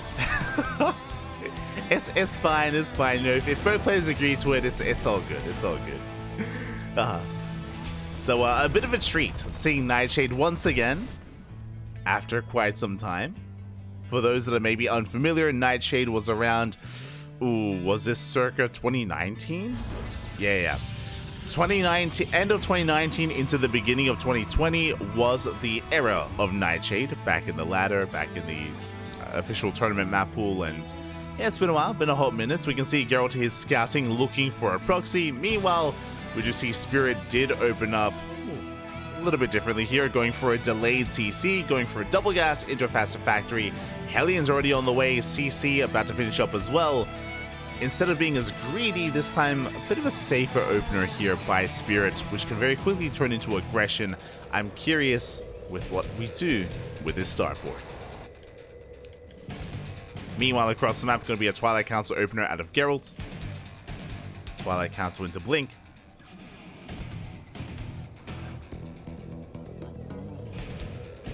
I see in the chat. I see Cynical. It's fine. Love the map from the previous extended map pool when 12 maps was not enough. Exactly. Give us more maps, Pappy. Clearly. This is a statement. Geralt and Spirit, they won Nightshade back. They loved it so much previously. They want to keep playing on it. Let's go.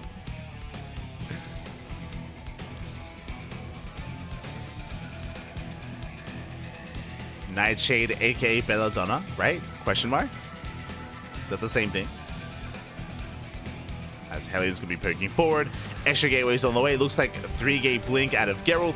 Very safe opener. I mean, it's safe, I say middle of the road. Able to defend, able to counterattack as well. Stalker's gonna be amassing. At the same time, we are going for a Hellion drop towards that natural. Sorry, did I say Hellion? Marine Cyclone. We catch out the drop. Nice movement here from Gerald. Does force the unload, but the Cyclone will punish this. And one Stalker does go down. Not just one, we're going for the second. Yeah, Gerald, he tries to catch Spirit, but who catches who? As both Stalkers fall. And we do punish the movements. Behind this, Gerald reinforcing. Extra Stalkers. Blink is still not quite done. But Spirit will back up. I'm sure content with his damage, getting 2 Stalkers. We'll pull back home.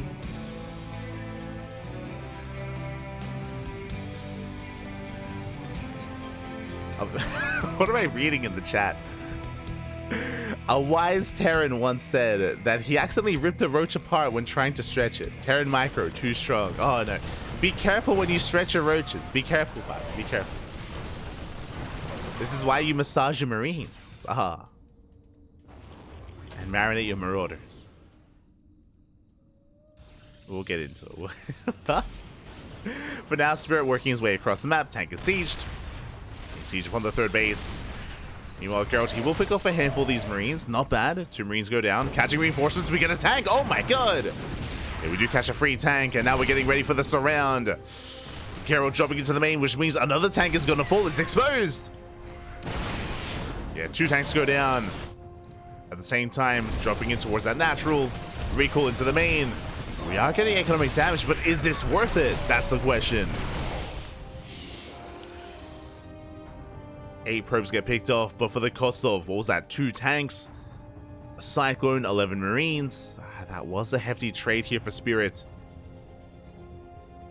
And that means he is vulnerable to a counterattack. Back at home, what do we have? We have 1 tank. We have 1 tank to defend. Stalkers do move out. Raven into the main. Gets another probe. And Geralt is pushing. Yeah, we have the tank trying to cover both bases. Which means we can go straight for the main. Can we even deny some of these upgrades? What do we go for? We're going for combat shields. Oh, we're not going to get it. And Marauders are ready. We punish the blink. We do get 2. Oh my god, we get 2 Stalkers. So a little bit of miscontrol, a little bit of mispathing. Gerald does get out, but doesn't get much in the main. There was potential. Alas, Spirit was ready. Spirit does defend.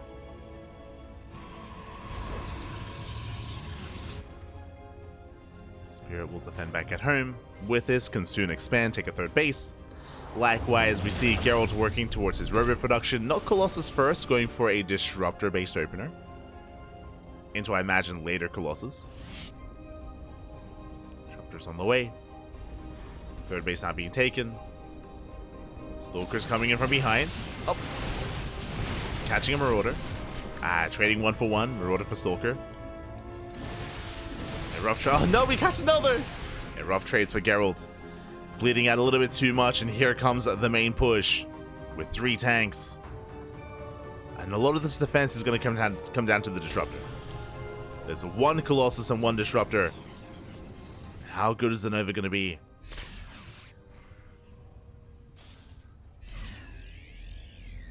Spirit is making his way across. Water turtle right hand side. Tanks are sieging. And it looks like we will be able to get into 1 more Colossus just in time. And Colossus pops out. We have the overcharge. Oh, can we get it? We can! Oh my god! The burst damage. Colossus goes down. Nova gets, I think, 1 Marine or 1 Marauder. Gets a handful of bio units. And can we get another Colossus? No, not quite. Spirit being a little bit too greedy there. Going for the Robo instead. The tanks will be cleaned up. But we get the Robo. And we will even save some of the tanks. Oh my god. That should not have happened. Only 1 tank goes down? That's insane. Meanwhile, we rally the reinforcements on the right-hand side. We're going for the 3rd base. And we're pulling Geralt apart. We're going for the Disruptor. And we get it. Spirit snipes the Disruptor. Gets a shield battery. Goes to the pylons at the same time. The right-hand side flank is going to be forced back, but he wants a Colossus. It's so low. He wants it. Up. Oh my god, he doesn't get it. Gets baited in. A little bit ambitious, but even though we didn't get the Colossus, we get the Robot, we get the pylons, and we get the Natural. The Natural does go down. Geralt's knocked down to 2 bases. Barely an economy. And Spirit is still rallying across the map. Still pulling Geralt apart. Going for the natural once again. And this time he will get the Colossus. There's no escaping. The final Colossus goes down. There's no more Robo. And we have one Stalker left. 0 Stalkers remaining. Brutal Mind Shot does some friendly fire. But we have broken Gerald. GG gets called, and Spirit will take down another challenger. GG. Whew. GG, well played. These attacks were brutal from Spirit. Early on, we had a good start at a Gerald, or a decent start. If you remember, Gerald did lose 8 probes, but he was able to kill and snipe 3 tanks, as well as clean up the drop as well. Unfortunately, the counterattack was lackluster. Gerald, he bled out Stalkers, and he didn't get any value with that counter blink attack. And as a result, he was vulnerable. We had an insane siege position as well from Spirit, getting within range of the Robo and being able to just pick apart the army, catch the Colossus early on, catch the Disruptor, another Colossus as well, the Robo. Things very quickly snowballed out of control. It was a brutal position. GG, well played. GG, and with that, we're getting ready for our next game. For our next best of 1. What's it gonna be? Oh my god, okay. What's it gonna be here as we are jumping in? And no surprises here. We're getting ready for our next best of 1. We have another Polish Protoss player. We've been missing him. And we have, I would say, currently the best Protoss in all of Poland. Up next, Spirit versus Krystianer. Let's go. I don't get it. GG. Smudge. Siema, papi, siema. Thank you for the translation. Thank you. Do appreciate it. Dziękuję. Dziękuję, papi. So we are jumping in. And here we go. Spawning in the top left-hand corner of Oceanborn, we have our Polish Protoss player, the Red Protoss, representing Clan SWS. It is Krystianer. And spawning in the bottom right-hand corner, we have the Polish Terran player, the Yellow Terran, the current King of the Hill, representing Team Na'Vi. It is Spirit. Here we go. Again, Krystianer has been popping off. He's the most recent Galactic Battle champion, the House Galactic Battle, if you will. Krystianer in that tournament did defeat a laser. In these longer series, did defeat Gerald as well. Krystianer was crowned the Prince of Poland, but there is one player that was absent. There was one player that was missing. If you were here, this was a couple of months ago. The House of Galactic Battle is a big offline event in Poland, but there was one player missing in that tournament, and that was Spirit. Spirit was not there, which was a surprise. He was suspiciously absent.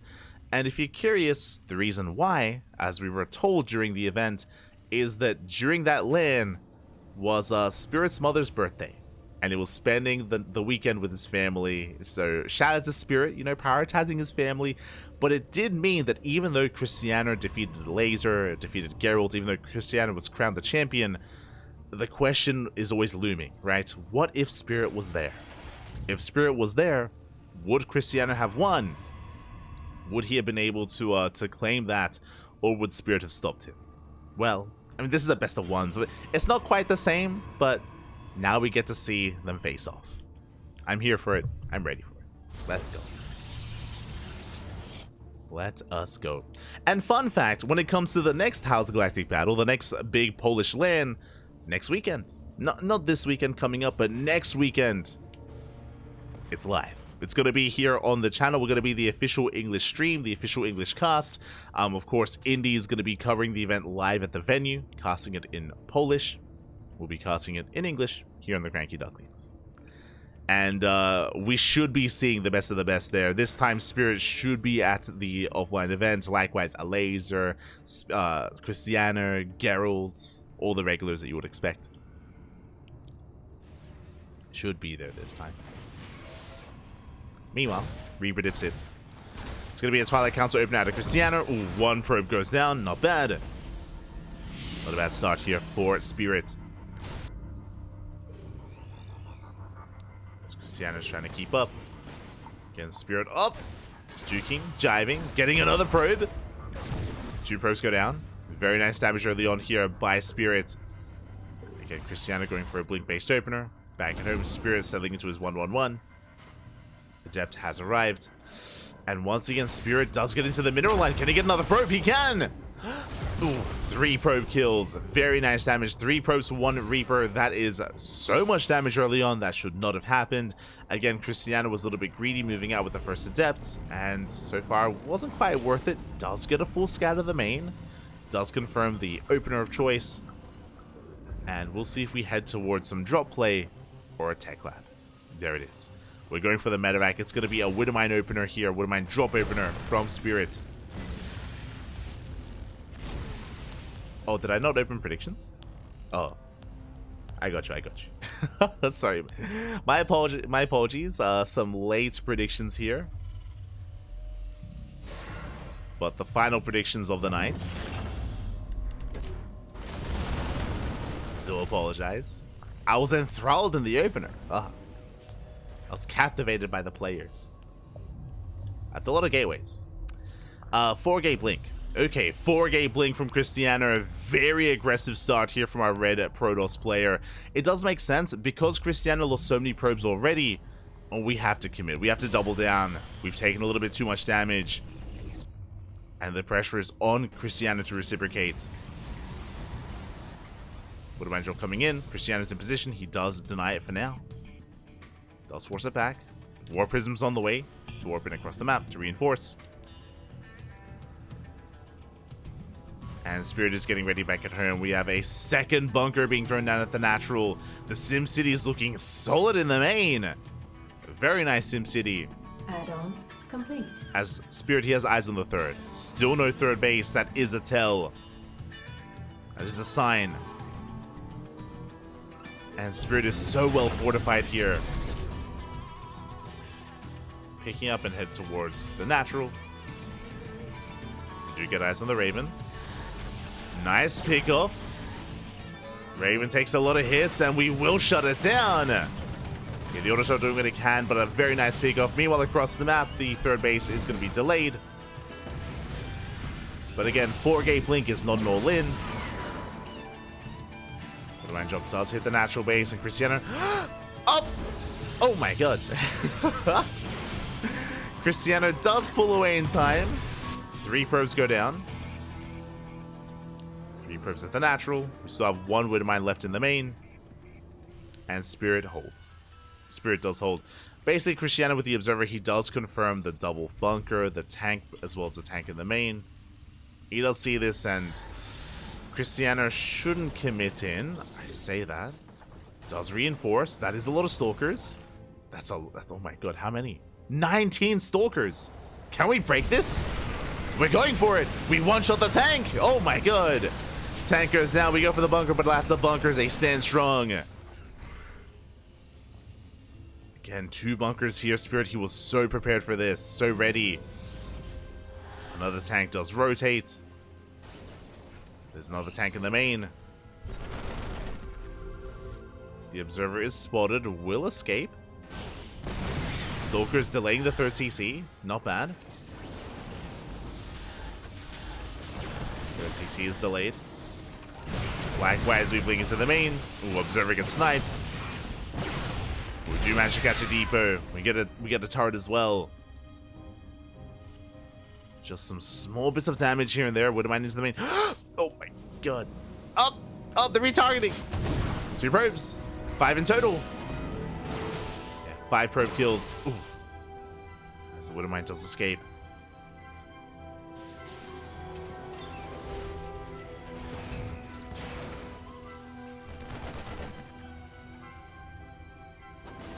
Making a drop.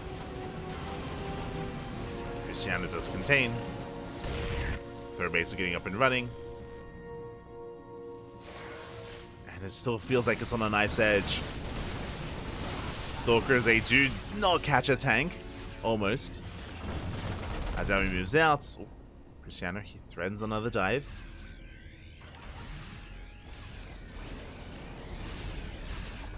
Rotating around. Oh, he wants the tank. He wants it. doesn't get it.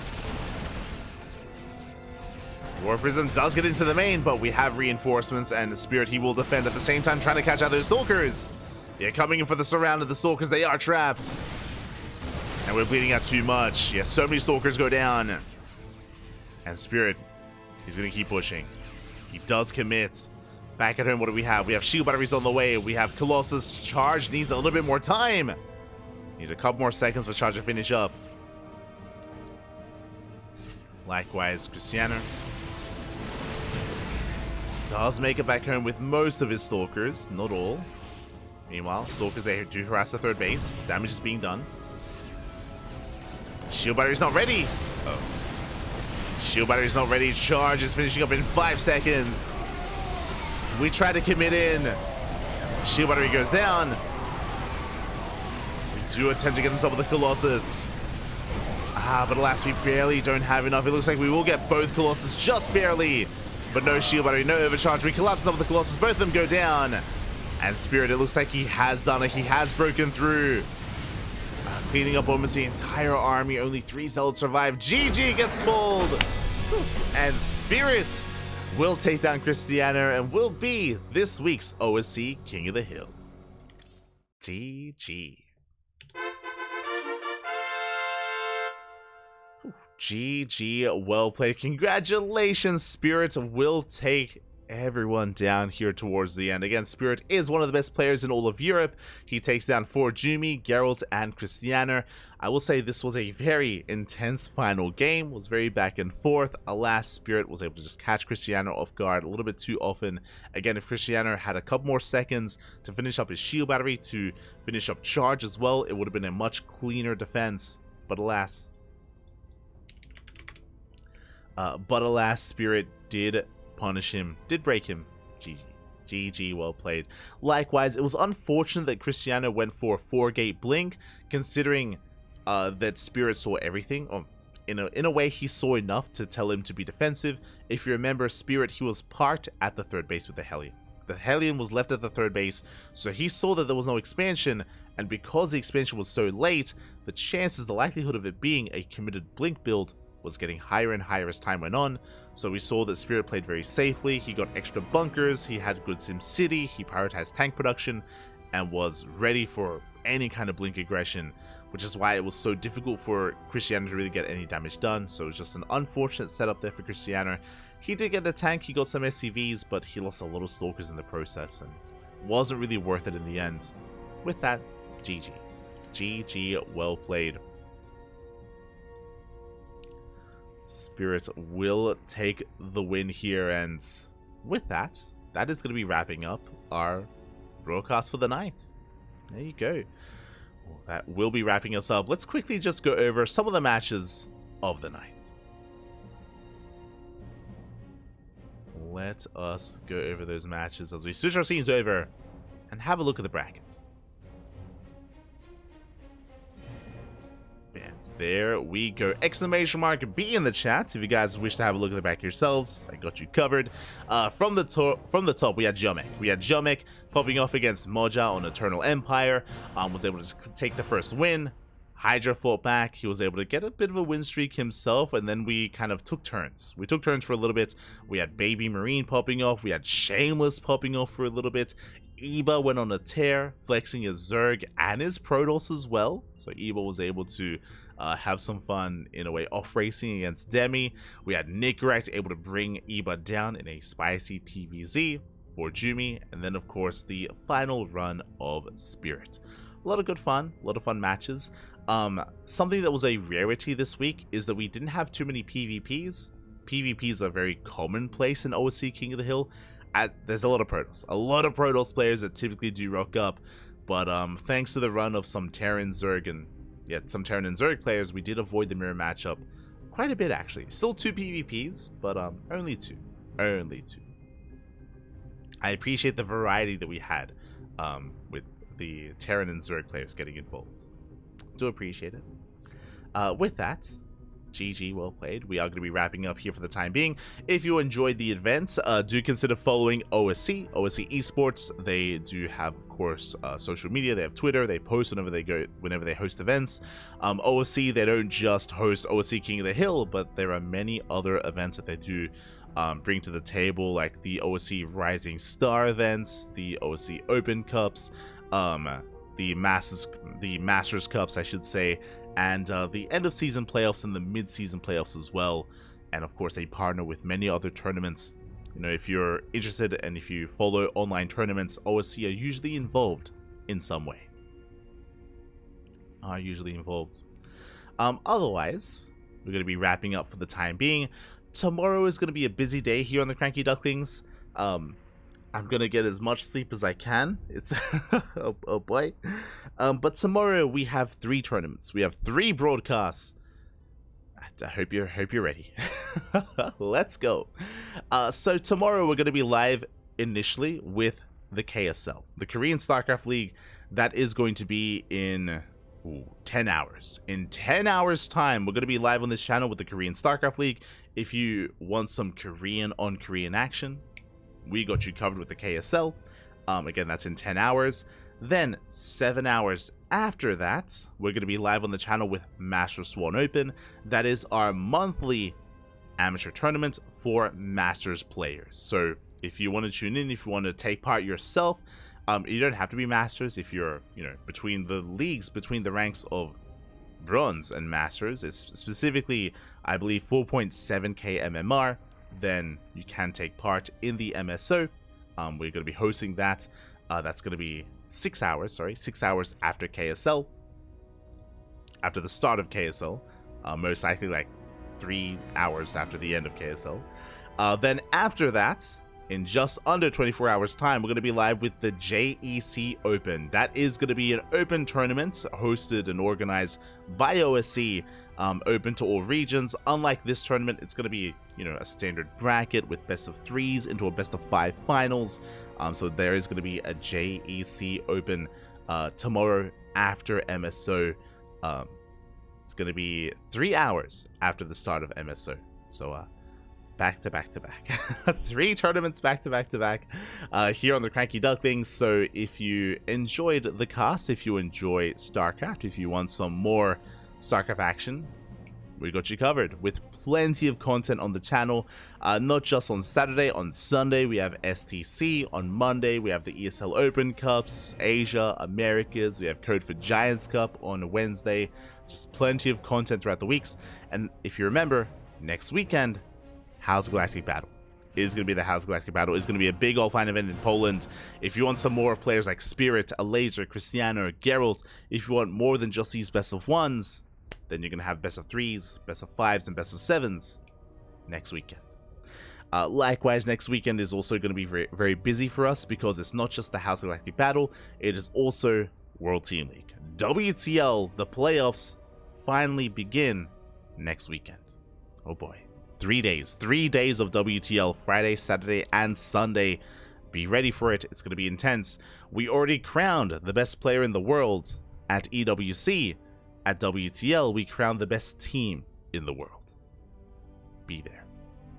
Be there for it. Otherwise, thanks for watching. Thanks for all the support as well. We do appreciate it. And I'm gonna go pass the hell out. I'm gonna go get some rest. I'm gonna go get some sleep. I'm gonna sleep as much as I can before KSL, and then we have a full day of StarCraft. It's gonna be a busy weekend.